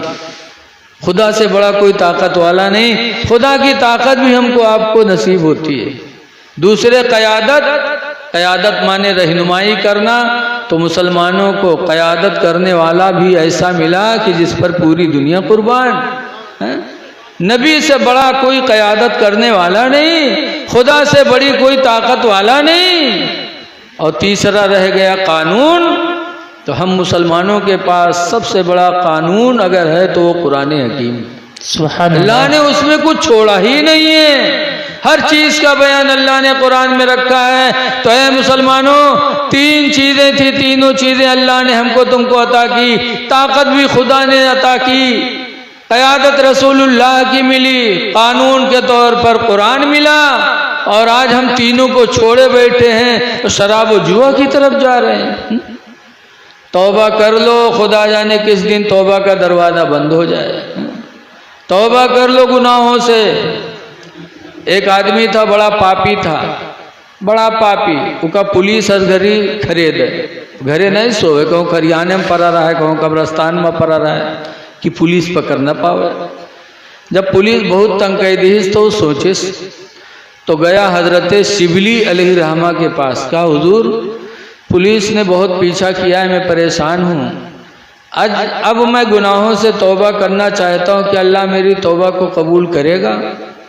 तो हज़रत शिबली ने उसे हुजूर की एक हदीस सुनाई। कहा तौबा करने वाले इंसान सुन ले, हुजूर फरमाते हैं अत्ताइबु मिनज़ ज़ंबी, गुनाह से तौबा करने वाला आदमी कमल्ला ज़ंबला, उस इंसान की तरह हो जाता जिसने गुनाह ही न किया हो। सच्चे दिल से तौबा कर लो कि अल्लाह गुनाहों से पाक कर देगा। तो बेचारा तौबा के लिए और मुरीद हो गया हजरत के। अब जब तौबा कह के निकला तो सोचिस कि अब तो हमार सब गुनाह खत्म, और यही सोचिस कि अब दरोगा जी के रजिस्टरों से सब कहानी खत्म। लेकिन तौबा से गुनाह माफ हो जाए, दरोगा जी के रजिस्टर कहाँ चला जी? रजिस्टर पर लिखा रहा है। लेकिन तौबा कह के आवा तो बहुत सुकून से घरे लेटा कि अब सब गुनाह खत्म हो गया, पुलिस तो हमका पकड़ी ना। और घरे लेटा, अलग मर्जी वही दिन पुलिस के छापा पड़ा। तो जब छापा पुलिस डाली तो ही भगा घर से। जब भगा तो सोचिस कहाँ चले जाए, तो सोची ला उन्हीं पास चले जाए जिनके सामने तौबा किया और जिनसे मुरीद हुआ। भागत भागत वहाँ पहुँचा, कहा हुजूर पुलिस पुलिस पुलिस। तो हजरत का खानका का एक कमरा था, कहा इसी में बैठ गया। कमरा में गवा लुका के बैठ गया। अब पुलिस जब घर पर नहीं पहुँच तो का पीछा करते करते पता लगाते लगाते खानका पहुँच गई। और पुलिस ने हजरत से पूछा कि फला नाम का मुलजिम यहाँ आया है? कहाँ? कहा दे कमरा में बैठे। जब वो सुनिस तो कही सी अल्लाह रहम करी, तो सबसे बड़ा दुश्मन निकला। हाँ, अच्छा बैठा के पकड़वाए भी। हाँ, अल्लाह रहम कर। पुलिस कमरे में गई, पूरा कमरा इसे देखा और वो बैठा रहा, पुलिस को देखता रहा, लेकिन पुलिस उसको नहीं देख पाई। अल्लाह ने निगाहों से उसे छुपा दिया। तो पुलिस लौट गई, कहे हुजूर वो बहुत 420 है, उसमें नहीं है। हजरत ने कहा नहीं, जाओ तो उसी में है, जाओ। तो फिर कहा थे अल्लाह रहम करी, तो बगैर पकड़वाए ना माने आज, या अल्लाह रहम कर। फिर दोबारा पुलिस गई, पूरा कमरा देखा, लेकिन उसको नहीं देख पाई और वो बैठा देख रहा है। पुलिस वापस आई, कहा हुजूर वो आपको भी चकमा देके चला गया। जब पुलिस चली गई तब वो कमरा से निकला। कहे तुमसे बड़ा दुश्मन दुनिया में हमार कोई नहीं, तुम पीर हो कि दुश्मन हो तुम हमारे? कहा क्या हुआ बेटा? कहा बेटा बेटा कहते हो, तुमसे बड़ा दुश्मन कोई है ही नहीं। अच्छा भी बिठा के तुमने पकड़वा दिया, लेकिन कहो यो मुझे देख नहीं पाए। तो कहते शिवली कहते बेटा जो मैंने सच बोली बोल दी ना, पूछा कहाँ है तो मैंने सच्ची बोली बता दी, तो सच्चाई की बरकत से अल्लाह ने तुझे पुलिस की निगाह से छुपा दिया। ये सच्चाई की बरकत है बेटा। अगर मैं झूठ बोल देता तो तू पकड़ा जाता, पुलिस की मार तेरे ऊपर पड़ते और खुदा की मार मेरे ऊपर पड़ती। ये सच्चाई की बरकत है। पता चला इंसान जब सच्चे दिल से तौबा कर लेता है तो अल्लाह ताला उसका मुहाफिज बन जाता। ऐ शराब पीने वालों, है जुआ खेलने वालों, ये दोनों चीज़ें बर्बादी की हैं। कुरान कहता दोनों में गुनाह कबीरा हैं। खुदा के लिए बाज आ जाओ, कहीं शराब पीने की हालत में बुलावा हो गया तो क्या जवाब दोगे? लोग नमाज़े जनाजा भी नहीं पढ़ेंगे जल्दी।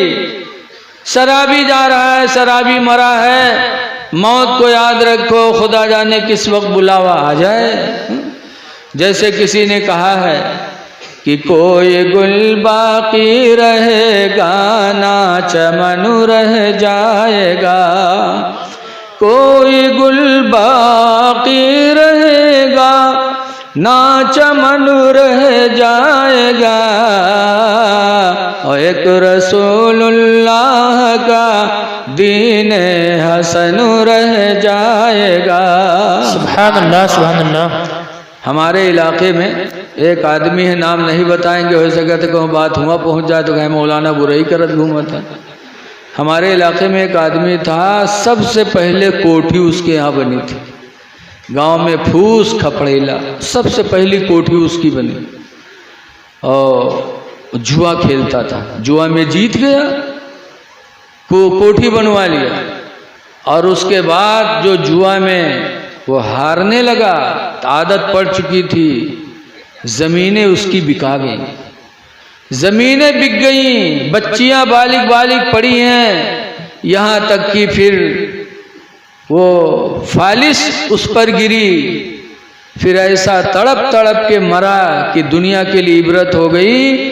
उसकी बच्चियां आज भी जवान हैं, लेकिन रिश्ते नहीं आते हैं कि शराबी की लड़की थी, जुआड़ी की लड़की थी। जुआ भी पीता था, शराब भी पीता था। तो जुआ और शराब ये बर्बादी की ज़राए हैं। ऐ नौजवानों, खुदा के लिए तौबा कर लो, गुनाह कबीरा से अपने आप को बचाओ। बेशक। आज हमने बताया था ना कि निकाह से आधा दीन मिलता है, अब आधा दीन हलाल रोजी के खाने से मिलता है। लेकिन आज कितने ऐसे हैं जो सूद की तरफ माइल हैं। सूद एक ऐसी चीज है कि साफ साफ कुरान में अल्लाह ने फरमाया हर रमर रिबा, अल्लाह ने रिबा यानी सूद को हराम फरमा दिया। कानून की किताब है कुरान, और कुरान में जब सूद को हराम फरमा दिया तो मुसलमान के लिए तो कुरान से बेहतर कोई है ही नहीं। फिर हम सूद, लिखा है बसरा में एक हबीब नाम के थे, बहुत पैसा वाले, सूद पर पैसा बांटे रहे हैं। तो सूद वसूलत रहा, असिल का नहीं लेते रहा। जैसे कोई का 50,000 दे दीन तो 50,000 में से नहीं लेते रहा, ऊपर आमन लिहा करते रहा। ऐसे नफ़ा वसूला करते थे, खाया करते थे। एक दिन एक फ़कीर दरवाजे पर आया, कहा अल्लाह के नाम पर दे दो, मैं भूखा हूँ। हबीब अजमी निकले और कहने लगे सुन, मेरे देने से तेरी गरीबी जाएगी नहीं, मैं अगर दे भी दूं तुझको कुछ तो तू रहेगा गरीब का गरीब ही, और अगर मैं तुझ जैसे गरीबों को बांटने लगूं तो एक दिन तेरी ही तरह मैं भी हो जाऊंगा। लिहाजा मैंने तेरी तरह बन सकता ना तू मेरी तरह बन सकता, चला जा, तुझे कुछ मिलने वाला नहीं। तो फकीर बेचारा चला गया। लिखा है कि जो बीवी ने खाना बना के रखा था, जब खाने चले तो सारा खाना हांडी का खून से बदल गया। बीवी ने कहा कि सुनो, ये उस फकीर की बद्दुआ है जिसको तुमने वापस किया था। कहा दूसरा खाना बना। दूसरा बनाया और जब बन के तैयार हुआ, खाने के लिए तैयारी की, तो फिर वो सारा खून, खाना खून से बदल गया। बीवी ने कहा हबीबी अजमी, अब खाना जिंदगी से रूठ गया, अब खाना उसी वक्त नसीब होगा जब उस फकीर से माफी मांगोगे। तो हबीबी अजमी निकले घर से उस फकीर की तलाश में कि उससे माफी मांग लें। जब हबीबी अजमी घर से निकले तो रास्ते में कुछ बच्चे खेल रहे थे मोहल्ले के। जब बच्चों ने हबीबी अजमी को देखा तो चिल्लाए, कहा भगो भगो, वो सूद ख्वार आ रहा है, कहीं उसकी गर्द हम पर न पड़ जाए कि कयामत में अल्लाह हमको जहन्नम में न डाल दे। भगो भगो, देखो सूद खाने वाला आ रहा है, सूद ख्वार। ये कह करके बच्चे भाग लिए। तब हबीबी अजमी को बड़ा धक्का लगा कि मैं इतना बड़ा बदनसीब हो गया कि मेरे शहर के बच्चे हमसे नफरत करते हैं। तो वही दिल ने सोचा कि ला तौबा कर ले। तो बसरा शहर में एक बुजुर्ग रहते थे, इमाम हसन बसरी, वहीं से दिल की दुनिया बदली हबीबी अजमी की। जब बच्चों ने नफरत किया तो दिल में धक्का लगा कि इतना बड़ा मैं बदनसीब हो गया। तो तौबा करने के ने से इमाम हसन बसरी के पास गए। इमाम हसन बसरी से पूरा वाक़या बताया गया, इमाम हसन मैं तौबा करना चाहता हूँ, आज से ना मैं सूद लूँगा और जो मेरी रकम बाकी वो रकम भी नहीं लूँगा, सब खत्म, अल्लाह वास्ते मैं तौबा करना चाहता हूँ। इमाम हसन बसरी के हाथों पे तौबा किया और मुरीद होकर के जब इमाम हसन बसरी के घर से हबीब अजमी अपने घर की तरफ पलटे तो फिर वही बच्चे खेल रहे थे। जब उन लोगों की निगाह हबीब अजमी पर पड़ी तो बच्चे चिल्लाए, कहा चलो चलो, एक जन्नती इंसान आ रहा है, चलो इसके कदमों में लिपट जाओ, हो सकता अल्लाह इसके कदमों की बरकत से हमें भी जन्नत अता फरमा दे। तो मोहल्ले के बच्चे जाके कदमों में लिपट गए। तब हबीब रोते हैं, कहते हैं अल्लाह तू कितना बड़ा तू मालिकुल मुल्क है कि अभी चंद मिनट पहले जब मैंने तौबा नहीं किया था, इन बच्चों के दिलों में मेरी नफरत भरी थी और सच्चे दिल से तौबा किया तो इलाही तूने सबके दिलों में मेरी मोहब्बत पैदा फरमा दी। रोए हबीबी अजमी और उसी दिन से अल्हम्दुलिल्लाह अल्लाह के सच्चे पक्के बंदे बन गए। तो ऐ लोगों, शराब बहुत नफरत की चीज़ है, जुआ है, सूद है, इन लोगों से अपने आप को बचाने की कोशिश करो, वरना फिर कुरान पर हमारा ईमान कहाँ है? सिर्फ मानने के लिए कुरान है नहीं, कुरान पर ईमान लाओ, इन चीज़ों से बचो। आज हमारा माहौल बहुत ख़राब हो रहा है। रबीउल अव्वल में हुजूर सल्लल्लाहु अलैहि वसल्लम का जुलूस निकालेंगे, जानते हो हस्सान बिन साबित जब नात पढ़ते थे तो सरकार ऐसे सर झुका के बैठते थे, सहाबा इस तरह बैठते थे कि लगता है कि उनके सरों पे कोई चिड़िया बैठी है कि कहीं सर उठाएं तो चिड़िया उड़ ना जाए, इतने अदब एहतराम से। और आज हम रबीउल अव्वल के जुलूस में नात पढ़ते हैं तो सीना पीटते हैं और डांस करते हैं, और उसमें डीजे होता है। क्या अल्लाह के रसूल को ये चीज़ें पसंद हैं? अल्लाह के रसूल सल्लल्लाहु अलैहि वसल्लम संजीदा थे, संजीदगी को मेरे नबी ने पसंद किया। नबी करीम का जुलूस निकालो तो निहायत नीची निगाहें हों, लबों पे दरूद नबी हो, ज़बान पे नारे तकबीर अल्लाहु अकबर के कलिमात हों, लेकिन कतान हमारे अंदर वो चीज़ नहीं होनी चाहिए जो हमारे इस्लाम ने मना किया है। आज हम तलवार लेके नबी का जुलूस निकालते हैं। बताओ, रसूलुल्लाह को तो अल्लाह ने सारी आलम के लिए रहमत बना के भेजा है, वो तो रहमतुल लिल आलमीन थे, और हम उनके जुलूस में तलवार लेके निकलते हैं। क्या अपने नबी को हम बदनाम नहीं करते?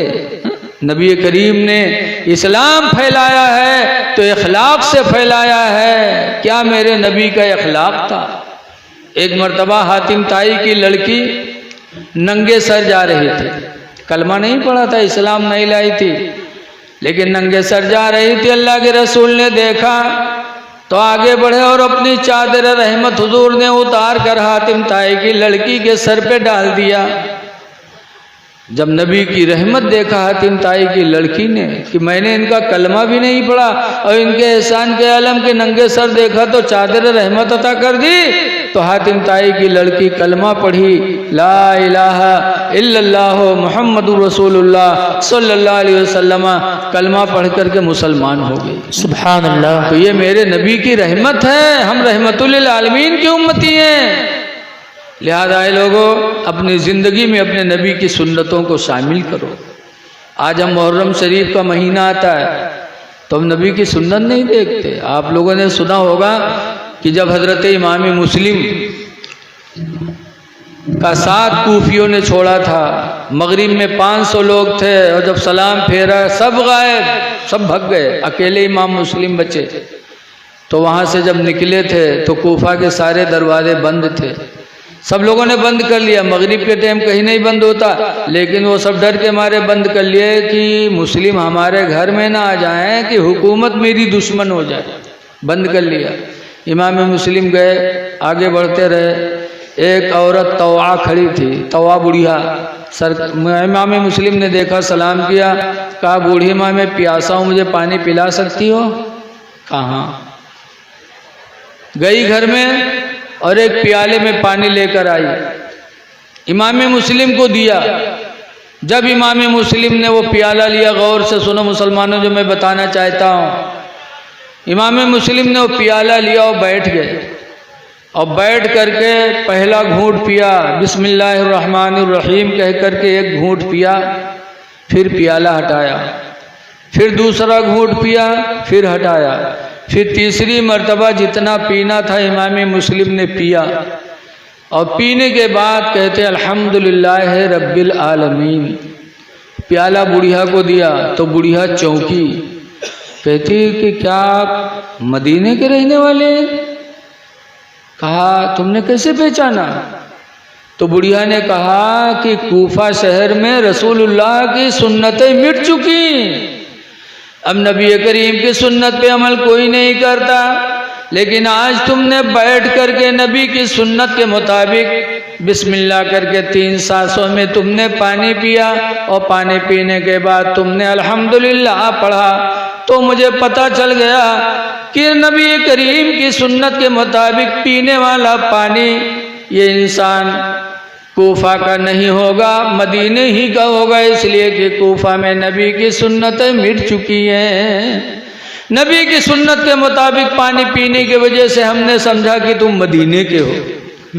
तब इमाम मुस्लिम कहते हैं हाँ बूढ़ी माँ तुमने सही पहचाना, हम मदीने मुनव्वरा के नबी करीम के ख़ानदान के हैं, हम ही मुस्लिम हैं। तो हम मुहर्रम शरीफ में सब कुछ करते हैं, लेकिन ये नहीं सोचते कि हमारे करबला वालों की सुन्नत क्या थी। हजरत इमाम हुसैन रज़ी अल्लाह ताला अन्हु की ज़िंदगी नहीं देखते। आज हम बस सिर्फ हुसैन या हुसैन करते, या हसन या हुसैन। अब बहुत से तो बदतमीज के हैं, हसन हुस्से, हसन हुस्से, हसन हुस्से। ये हसन हुस्से कहा है, ये तो उनके नामों को बिगाड़ना है। या हसन या हुसैन। इमाम हसन से मोहब्बत करने वालों, ज़रा उनकी ज़िंदगी को तो देखो। एक शख्स ने उनको जहर पिला दिया, पानी में पिया तो खून की उल्टी होने लगी। इमाम हुसैन ने देखा तो पूछा, भाईजान क्या हुआ, खून की उल्टी? हसन कहते हैं, मुझे किसी ने जहर दे दिया।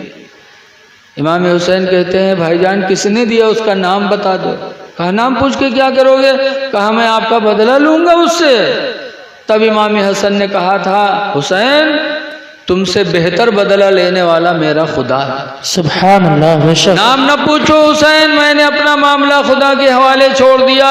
नाम नहीं बताया, इमाम हसन की शहादत हो गई, सारा मामला खुदा के हवाले। और आज हम इमाम हसन के मानने वाले, बात बात पे झगड़ा, बात बात पे लाठी।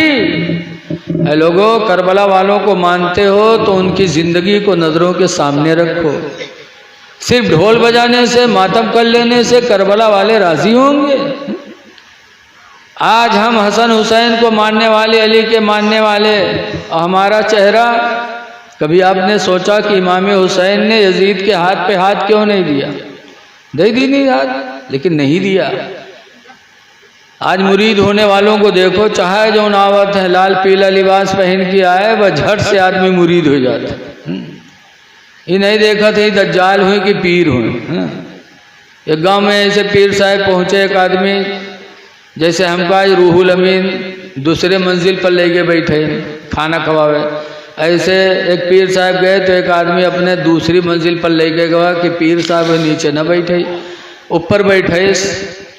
और के बाद सब मुरीद बैठे रहे, खाना के इंतजाम होता रहा है। पीर साहब नीचे से निगाह किए बैठे, थोड़ी देर बाद कहते हैं, धक धक धक। तो सब चौंके, कहीं ना यो को कुत्तों ने किका भगावत है। पीर साहब कहीं हजरत यहाँ को कुत्तों ने किका भगावत है। तो कहते हैं, रे वो काबा शरीफ में कुत्ता घुसा जा रहा था, उसी को भगाया है। वो बहु खलवई मुरीद जो रहे, कहीं ना हमरे पीर साहब तो बहुत पहुँचे हैं हो, यहाँ बैठे बैठे काबा शरीफ के कुत्ता भगाए थी। बताओ, ऐसे ऐसे शैतान हैं, काबा में कुत्ता घुसा जाते। हज उम्रा करे वाले से पूछो, कहो काबा शरीफ में जो हुदूद है, कहीं कुत्ते नजर आते हैं? कहीं है ही नहीं वहाँ हुदूद हरम में, और काबा में कुत्ता घुसा जाता है। तो सब तो मान गए, लेकिन उनके घर के औरतिया जो खाना बनावत रहा है वो बड़ी होशियार है। जब खाना बनाए रखे, सो के बाद दस्तरखान सजाइस पीर साहब के सामने, तो सबके सामने प्लेट लगे, तो आधे में यहाँ गोश्त, आधे में यहाँ भात। और पीर साहब के सामने प्लेट लगे तो नीचे गोश्त, ऊपर भात। अब के बाद कहा थे पीर साहब बिस्मिल्लाह करो। अब पीर साहब हर बार देखा थे सबके कि सबके प्लेट में तो गोश्त भात धरा है, और हमरे में सिर्फ भात ही भात है। तो शुरू नहीं की तो औरतिया फिर कहते रे पीर साहब खाओ ना। तो फिर साहब हर बार फिर देखे कि अब याद आ जाए ले आवे। फिर कहा थे रे खाओ ना पीर साहब। तो पीर साहब कहते हैं, क्या मेरा मजाक उड़ाया जा रहा है? मेरी वजह से जिनकी दावत है उनको गोश्त भात, और हमको सिर्फ भात ही दे दिया। बहुरतिया उठाई कुचरा, कई सारे दहजरा वाले तू का काबा कुत्ता दिखाई पड़ेगा, और भात के नीचे गोश्त नहीं दिखा दे। तू करे अतना कुचरा मारी, इसके पीर साहब का भागत नहीं बना। आज हम लोग दज्जालों के बकाये में पड़ते हैं। नगर नगर डगर डगर पीर घूम रहे हैं, नमाज नहीं पढ़ते, शरीयत के मुताबिक नहीं है, हर उंगली में अंगूठी पहने हैं और पीर बने हैं। एक मर्द के लिए चांदी की 4.25 ग्राम चांदी की सिर्फ अंगूठी, वो भी नग होना चाहिए, बगैर नग के भी जायज नहीं। नगदार अंगूठी चांदी की 4.25 ग्राम से ज़्यादा नहीं मर्द पहन सकता है। और ये बाबा लोग 5-5 अंगूठी, 6 अंगूठी।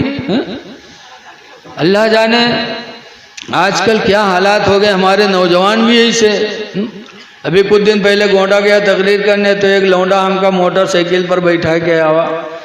जब के मोटरसाइकिल पर बैठ के चले तो के पीछे बैठे रहा, तो के कनवा पे यहाँ निगाह पड़े तो के भुरकी टंगी थी। तो हम पकड़े, हम कहीं यूँ का पहने हैं रे? तो कहा तेरे मौलाना साहब बम्बई गए रहा तो वहाँ शौक लग रहा तो छदाक पहन लिया रहा है।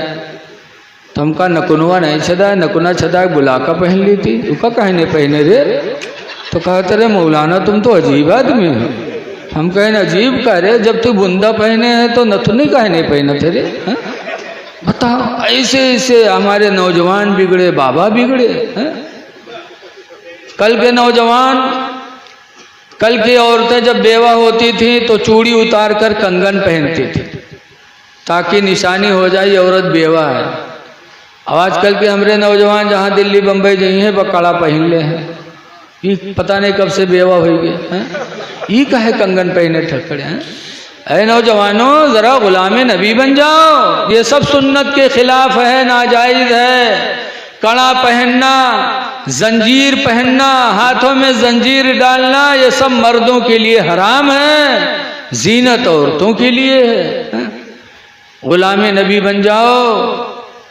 याद रखो, इमाम हुसैन ने यजीद के हाथ पे हाथ नहीं दिया, जबकि यजीद कलमा पढ़ता था, मुसलमान था, लेकिन हाथ नहीं दिया। क्यों नहीं दिया? उसने नमाजों को छोड़ा था, दाढ़ी बनवा ली थी। पता चला इमाम हुसैन ने अपनी जिंदगी से साबित कर दिया कि बेनमाजी के हाथ में हाथ देना कभी जायज नहीं है। सुभान अल्लाह। ऐ लोगों, आप भी नमाजों के पाबंद बन जाओ और सुन्नतों का ख्याल रखो। गुलाम नबी बन जाओ, इससे बड़ी दौलत कोई है ही नहीं। बस यही बातों पे मैं अपनी तकरीर ख़त्म कर रहा हूँ। गुलाम नबी बन के जी लो। एक सहाबी थे जिनका नाम है हजरत सफीना। अल्लाह की राह में जिहाद के लिए निकले और रास्ते में काफिला से पिछड़ गए किसी वजह से। फिर चले तो जंगल पड़ा। जंगल में जैसे घुसे, कुछ ही कदम चले थे कि जंगल का शेर सामने आ गया। जब शेर सामने आया तो हजरत सफीना ने शेर से क्या कहा था?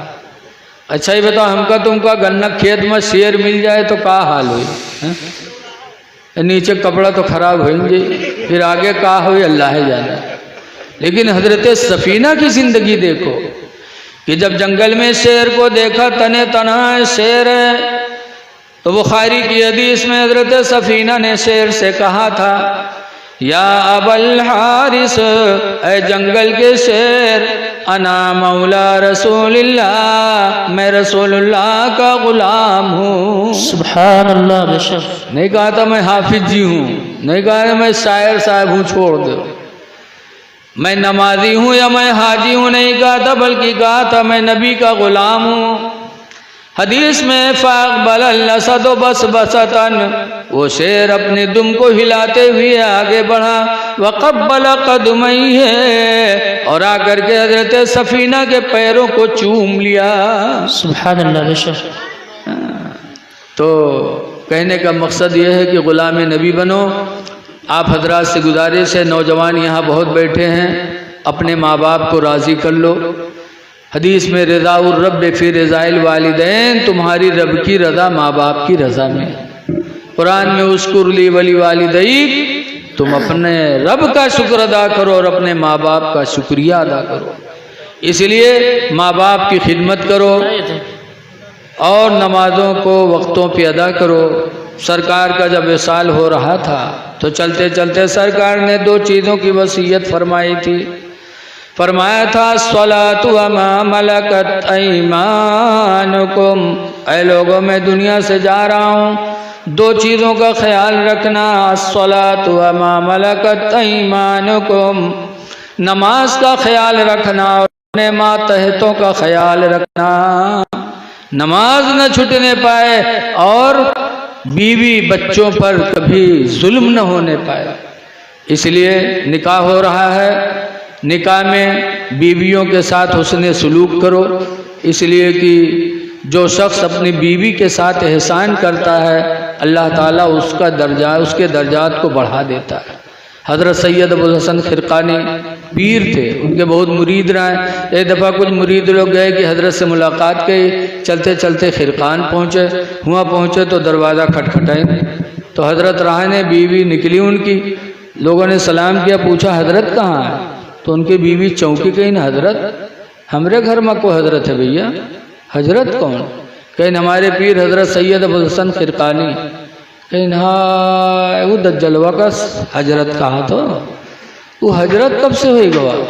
अब मुरीद लोग चौंके, कहीं न रे इतने में हजरत शेर पर बैठे लकड़ियों का बोझ आगे रखे आगे। बीवी देखिस तो भाग घर में, कहे था वह दुश्मनवा शेर बलैलावा। मुरीद कहाँ भाग जाए? हजरत आए, शेर से नीचे उतरे, बोझ नीचे उतारा। शेर ने हजरत के पैरों को चूमा, अपनी बोली में इजाज़त मांगी, हजरत ने इजाज़त दे दी तो शेर जंगल चला गया। तब मुरीदों ने कहा हुजूर आपका मर्तबा इतना ऊंचा और आपकी बीवी आपको दज्जाल मक्कार कहती है। तो हजरत ने फरमाया कि ये मर्तबा जो खुदा ने मुझे दिया है उसी बीवी की बदतमीजी पर सब्र करने की वजह से, कि मेरे माँ बाप ने शादी कर दी और वो जाहिलियत की बुनियाद पर मुझे बेतुकी बातें कहती रहती है, जिंदगी गुजर गई, न मैंने मारा न तलाक दिया, तो अल्लाह ताला ने सब्र की बदौलत मुझे विलायत अता फरमा दी। सुभान अल्लाह। इसलिए बीवी पर जुल्म न करो, मारो पीटो ना। लेकिन कुछ ऐसे हैं बदतमीज जो मारने ही में बहादुरी समझते हैं। अगर लड़का न मारे महीना 2 महीना बीवी का तो के महतरिये मोहल्लम घूम घूम बदनाम करते हैं। हाँ हमारे लड़कवा तो मेहरी आए गवा, अल्लाह जाने कौन है त्यावत घूटी पी आए दी सुखे तो हाथ ही नहीं उठत है। अब बताओ, हाँ न मारी तो बूढ़े हुए मार खवाई देते हैं। नबी फरमाते हैं औरतों के साथ अच्छा सलूक करो। हदीस पाक में नबी हुरैरा काला काला रसूलुल्लाह, हजरत अबू हुरैरा कहते कि हुजूर ने फरमाया अस्तौसु बिन निसाई खैरा, ऐ मेरे उम्मतियों में तुमको वसीयत करता हूँ कि औरतों के साथ भलाई करो। क्यों? फ़इन्नहुन्ना खुलिक़ना मिन दिलइन, इसलिए कि ये टेढ़ी हड्डी से बनाई गई है। पसली की टेढ़ी हड्डी से इनको बनाया गया है। हड्डी टेढ़ी है, सीधी करोगे तो हड्डी टूट जाएगी, सीधी नहीं होगी। ऐसे मेहरबान का जाए इतना सीधा करियो, रही है टेढ़ है, इनको टेढ़ा बनाया ही गया है, हमेशा टेढ़ी रही है। इसीलिए बात बात पे तलाक तो ले लेते हैं लेकिन इनके मुंह बंद नहीं होते। क्यों? ये टेढ़ी हैं। हुजूर फरमाते इनके साथ हुस्ने सुलूक करो। हाँ आओ घर से, घर में आओ, अगर तू मैं होने लगे तो घर छोड़ दो तो मामला ठंडा। जो अगर डटे रहो तो तुम 2 कही हो तो 4 कही हो, होते होते कहीं बासिल के हो तो तू छोड़ दे। वो कहे हाँ रे असिल के नाम छोड़ ही जाए थे, कहीं छोड़ दे असिल के हो तो ये बस मुँह फुलहीन जात है, कहीं मुँह खोल दे असिल अब्बे मुँह फुलहीन जाई, लागत है मुँह में बम धरे। लेकिन वो हवा का औलाद कहाँ माने वाली, कहीं खोल देती है असिल के, वो मुँह खोल देखी तो कैसे खोलत है। अब जब खोलत है तो अल्लाह जाने एक साग मकती तलाक बकत है, और तलाक बक्के के बाद चुप, वह चुप यहू चुप। अब सोचन कि हाँ ये तो गड़बड़ाए गवा। तब जाइए मदरसा में, मौलवी मौलाना से कबू ना सलाम करिए, अई नौबत आ जाए तो दूर से कहें अस्सलाम वालेकुम, क्या बात हो गया है, तो काम गड़बड़ाएगा बनाए दो, कहा हुआ कहीं नहीं रहे घर में झगड़ा हुआ तो तिलाक निकलेगा मुँह से। कई दफ़ा निकला, कहीं हजरत तो गुस्सा में जान ही नहीं पाए, कई दफ़ा निकलेगा। जब हजरत ने कहा तुम्हारे लिए हराम हो गई तो कहीं ना ही हजरत जो खर्चा पानी में ले लो बना दो का, ला तो हम कौन तो बीज बना था। हाँ लेकिन जिसके दिल में खौफ खुदा होगा वो हराम को हलाल कैसे कहेगा। हुआ भगा दूसरे मदरसम को हुआ से भगा होगा। इत्तेफाक से रास्ता में एक मौलवी मिलेगा, मौलवियों में बहुत दज्जाल टहरत है। एक मौलवी मिलेगा, उससे कहीं मौलवी साहब ऐसा ऐसा मामला होगा कि बनाए दो, कहीं का दे हो, कहीं जौन मंगियो तो दे दे। मौलवी कहीं रुपया ले 10,000 लेकिन काम तुम्हारे बिल्कुल लोहा कही दे, निकाल दे दी 10,000। और जब 10,000 मौलवी पाएंगे तो पूछते हैं अच्छा ही बताओ कौन दिन तलाक दी है रहा है, तो कहते मौलवी साहब इतवार के दिन रहा है। कहीं इतवार के, कहीं जाओ इतवार के कहाँ तलाक पड़ते, इतवार के दिन कोर्ट कचहरी सब बंद रहा था, इतवार के तलाक नहीं पड़ता, जा लगाए दी दज्जाली मोहर। हाँ ऐ लोगो नबी की सुन्नत देखो। रसूलुल्लाह ने 11 निकाह किया। कितने निकाह किया? 11। लेकिन तलाक़ मुग़ल्लज़ा किसी बीवी को नहीं दिया, तलाक़ बाइन किसी बीवी को नहीं दिया। हज़रत हफ्सा को एक दफ़ा एक तलाक कहा था, फिर सरकार ने रुजू फरमा लिया था। तो मेरे नबी की सुन्नत है निकाह करना, लेकिन मेरे नबी की सुन्नत तलाक देना नहीं है। निकाह करो लेकिन तलाक न दो। सब्र करो, अल्लाह आपके दर्जात को बुलंद फरमा देगा। बस यही बातें आप हजरात से कहनी थी जी। अरे अब रहा है तो भाई साहब, अरे अब ज़्यादा न कहो, ऐसे जो ख़त्म करे लागे तो एक दो आदमी के ना ही और तो अगल बगल वाले इतना किल्ला मारे का बहुत नीक लागत है। ले जा घरे बैठाए के सुन, हाँ तो नौबत ना आवे। देखिए ठीक है, अल्लाह ताला इस जज्बे को आपको सलामत रखे। देखो गरीब नवाज अलैहि रहमत व रिजवान का उर्स पाक अभी जल्दी जल्दी हुआ है। बेशक गौसे पाक की ज़िंदगी से भी हमको सबक लेना चाहिए कि गौसे पाक जब अजमेर आए थे तो ऐसे पेड़ के नीचे बैठे थे। जज़ाकल्लाह। और खैरियत? ये हमारे मुजम्मिल भाई हैं माशाअल्लाह, बहुत पुराने हमारे मिलने वाले हैं। अल्लाह इनको अच्छा रखे। तो गरीब नवाज जब मदीने से अजमेर आए थे, एक पेड़ के नीचे बैठे थे। सिपाही लोग आए, कहा बाबा यहाँ से हटो, यहाँ हमारे ऊँट बैठते हैं। तो गरीब नवाज ने झगड़ा नहीं किया था, नहीं हम बैठेंगे नहीं जाएंगे। जैसे आजकल हम लोग ना ऊँट पे का करिए, कहा था कि नहीं कहा था?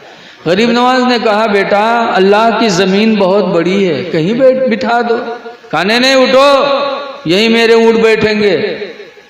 तो गरीब नवाज उठ गए थे, सब्र किया था और फरमाया था ठीक है मैं जा रहा हूँ, तुम्हारे ही ऊँट बैठेंगे, ऊँट ही बैठेंगे। ज़बान से निकला गरीब नवाज के, तो फिर ज़मीन ने उन ऊँटों को चिपक लिया था। आपने सुना होगा, बहुत मारा पीटा बाद में सिपाहियों ने, लेकिन ज़मीन ने छोड़ा नहीं उनको। राजा ने कहा कुछ नहीं, उसी फ़कीर की बद्दुआ है, उससे माफ़ी मांगो। माफ़ी मांगा तो गरीब नवाज ने माफ़ कर दिया, माफ़ किया तो ज़मीन ने छोड़ दिया। ऐसे ही अना सागर पे फौज ने कब्ज़ा जमा लिया कि फ़कीरों को पानी नहीं दिया जाएगा। तो गरीब नवाज ने झगड़ा नहीं किया था, कहा था ठीक है तुम ही पानी पियो। ये कह के चले आए और हुक्म दिया तो अना सागर का पानी उनके प्याले में सिमट गया था। पूरा अना सागर खाली हो गया। फिर माफ़ी मांगा गरीब नवाज से, तो माफ़ किया तो पानी फिर अना सागर में आ गया। मैं इसलिए इस बात को कहता हूँ कि गरीब नवाज को मानते हो तो उनकी ज़िंदगी को भी देखो कि गरीब नवाज ने झगड़ा नहीं किया, सब्र किया हर मौके पर। तो सब्र की बदौलत अल्लाह ताला ने उन्हें कामयाबी अता फरमाई। इसलिए लोगों झगड़ा न करो, थोड़े थोड़े मामलात पे उलझो ना। गरीब नवाज की ज़िंदगी को नज़रों के सामने रखो। लेकिन आज हमारी हालत बदलती नहीं, चाहे जितना समझाया जाए, लेकिन आज हम लोगों में कोई फ़र्क नहीं पड़ता। हम लोगों का हाल तो वही है। आज लोग तकरीर सुनने आते हैं रस्मन, लेकिन अमली तौर पर नियत करके आना चाहिए। इसलिए सब्र करो, गरीब नवाज की ज़िंदगी को नज़रों के सामने रखो। सरकार गाजी देखो, उन्होंने अल्लाह की रज़ा के लिए वतन छोड़ा और जवानी में अपने रब को राज़ी करने के लिए शहादत ले ली। तो आज पूरी दुनिया उनके आस्थाने पे झुकती है। बीमारों को अल्लाह उनके ज़रिए शिफा देता है। कितने लोगों की रोज़ी गाजी सरकार के वसीले से चल रही है, जिसका कोई ठिकाना नहीं, वो गाजी सरकार के यहाँ रोज़ी पा रहा है। क्यों? उन्होंने अपनी जवानी में खुदा को राज़ी किया। इसलिए आप हजरात से गुजारिश है कि अल्लाह को राज़ी करने की कोशिश करो। देखिए मैं रोज़ाना तकरीर करता हूँ, एक दिन भी नागा नहीं होता, और दिन में मैं मदरसा देखता हूँ। काफ़ी टाइम हो गया, मैं थक चुका हूँ, कल भी बोलना है, परसों भी बोलना है, इसलिए मैं आप हजरात से गुजारिश करता हूँ नमाज़ों को पढ़ो, और अगर कोई अच्छी बात बताए तो उसका वहाबी देवबंदी कह के टाला ना करो। हाँ, अगर सही बात कह रहा है तो उसको मान लो। बेशक। हाँ, बिला शुबह अगर कोई वहाबी देवबंदी है तो उससे दूर रहना भी बहुत ज़रूरी है, वरना ईमान चला जाएगा। ईमान की हिफाजत बहुत ज़रूरी है। लेकिन अगर कोई अच्छी बात कहता है तो उसको हमें मानना चाहिए। तो कल शादी है, दुआ है कि अल्लाह ताला होने वाली शादी को मुबारक फरमाए। आमीन। और एक बात मैं आप हजरात से कहना चाहता हूँ, कहता कहीं नहीं हूँ, लेकिन चूँकि आज हमारा मदरसा है खन्नापुरवा, उस मदरसे में मदरसा भी है, मस्जिद भी है, दरगाह भी है, कब्रस्तान भी है, सब कुछ वहाँ। तो मस्जिद जो बनी थी अभी तक उसमें प्लास्टर नहीं हो पाया था। मदरसे की मस्जिद, गांव में तो आलीशान मस्जिद बनी है खन्नापुरवा में, लेकिन मदरसे की मस्जिद में प्लास्टर नहीं हुआ था। आज नमाज जुमा में उसका एहतमाम हुआ तो अल्हम्दुलिल्लाह बहुत से लोगों ने मदद की, और कल से इंशाअल्लाह प्लास्टर का काम चालू होगा। तो जो हम चले थे तो हमसे भी लोगों ने कहा था कि जा रहे मौलाना साहब, तो कुछ इस्लामी भाइयों से इस मस्जिद के लिए भी ले लेना। इसलिए मैं चाहता हूँ कि आप लोग भी कुछ नेकी कमा लो, और अल्लाह को राज़ी करने के लिए अल्लाह की मस्जिद में प्लास्टर में कुछ दामे दिल में कदमे सुखने हिस्सा ले लो। हो सकता है अल्लाह ताला आपके इस सदका को आपकी बख्शिश का ज़रिया बना दे। और ये माल हाथों का मैल है, आज हमारे हाथ में है, कल हमारे हाथों से जा सकता है।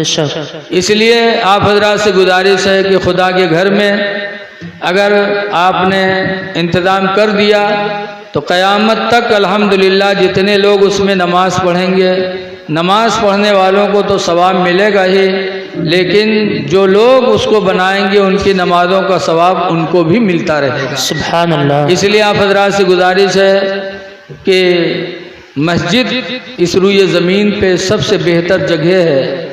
हुजूर ने फरमाया मम बना लिल्लाहि मस्जिदा, जो अल्लाह वास्ते मस्जिद बनाएगा, बनल्लाहु लहू बैतन फिल जन्ना, तो अल्लाह ताला वैसे ही जन्नत में उसके लिए महल बनाएगा। सुभान अल्लाह। मैं आपसे नहीं कहता इतना दो उतना दो, जो अल्लाह की रज़ा के लिए आपके तौफीक हो वो आप ला करके, और इन तमाम मुसलमानों को गवाह बना करके आप इसमें हिस्सा ले लो। जितने भी लोग हाजिर हैं ये सब इंशाअल्लाह क़यामत के दिन हमारे तुम्हारे इस कुर्बानी का माशाअल्लाह माशाअल्लाह। सुभान हमारे मुज़म्मिल भाई बहुत दिलदार हैं और बड़ी मोहब्बत करते हैं। अल्लाह इन्हें आने की भी जाने की भी दोनों अल्लाह ताला इनके कदमों का सवाब अता फरमाए। तो आप हजरात से गुजारिश है जिससे जो हो सके ला करके दे दो। लेकिन आज लोगों का ईमान बहुत कमज़ोर है। एक मौलाना साहब तकरीर कर रहे थे, अच्छा जज़ाकल्लाह, माशाअल्लाह, हम भी अपनी मर्जी से रखे थे। एक जलसे में एक मौलाना साहब बयान की इनके भैया अल्लाह के नाम पर एक दोगे तो 10 पाओगे। तो मजमा में बहुत लोग बैठे रहे, सोचे नहीं यार सबसे बढ़िया धंधा तो यहाँ है जो मौलवी बता होते हैं वो है कि एक दो 10 वही होता फ़ायदा तो कोनो धंधम ना मिली। वह उठा 1 रुपया मौली साहब का पकड़ाई दी। उसके बाद घरे गवा सुबह भय तो कुर्सी डाल के मुहारे में बैठा कि अब भाई 10 का नोट है ही कोनो लंग से। अब बैठे बैठे पूरा दिन गुजर गया, 10 के नोट कोनो लंग से नहीं आवा।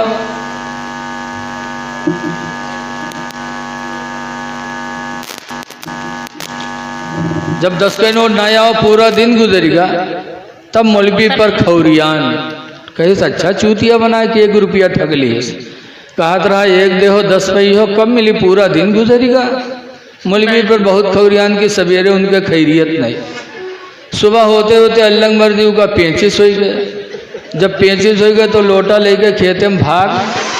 जब हुआ पहुंचा पैखाना करे तो देखे सो इतना बड़ा पर्स पड़ा, तो परसवा उठाइस, उसके बाद होगा खोलिस तो 10 का नोट रखा रहा। तब मौलवी पर बहुत खपा, कहीं नहीं मौलवी मसला बताओ था तो अधूरा बताओ था, पूरा नहीं बताओ था। आवा गवा मौलवी के पास, कहीं मौलवी सुनो मसला पूरा बताओ करो, अधूरा ना बताओ करो। कहीं कहा कल तो मसला बताया रहा कि 1 दोगे तो 10 पाओगे। कहीं हाँ बतावा तो रहा है। कहीं पूरा बताओ करो, अधूरा ना बताओ करो। कहीं पूरा कहा है, कहा पूरा बताया करो कि 1 दोगे 35 आएगी तो 10 पाओगे, और तुमने 35 बताया ही नहीं। ऐसे ऐसे बैलाहो चले आओ थे मिला देना। ऐ लोगों, अल्लाह ताला हमारे आपके हरकत सकनात को देखता है। दुआ है कि जिन लोगों ने इसमें दिया है अल्लाह ताला उन्हें इसका बेहतर जज़ा अता फरमाए। आप सब हजरात से गुजारिश है कि ज़रूर ताउन फरमाएं, ये नेकियां बार बार करने को नहीं मिलती। देखो बच्चे, निकाह का मकसद है वनकिहू व तवालिदू, निकाह करो और बच्चे पैदा करो। निकाह का मकसद ही है नस्ल इंसानी को बढ़ाना। लेकिन आज दुनिया में बहुत गुमराह फिरके जन्म ले चुके हैं। कोई कुछ कहता है, कोई कुछ कहता है।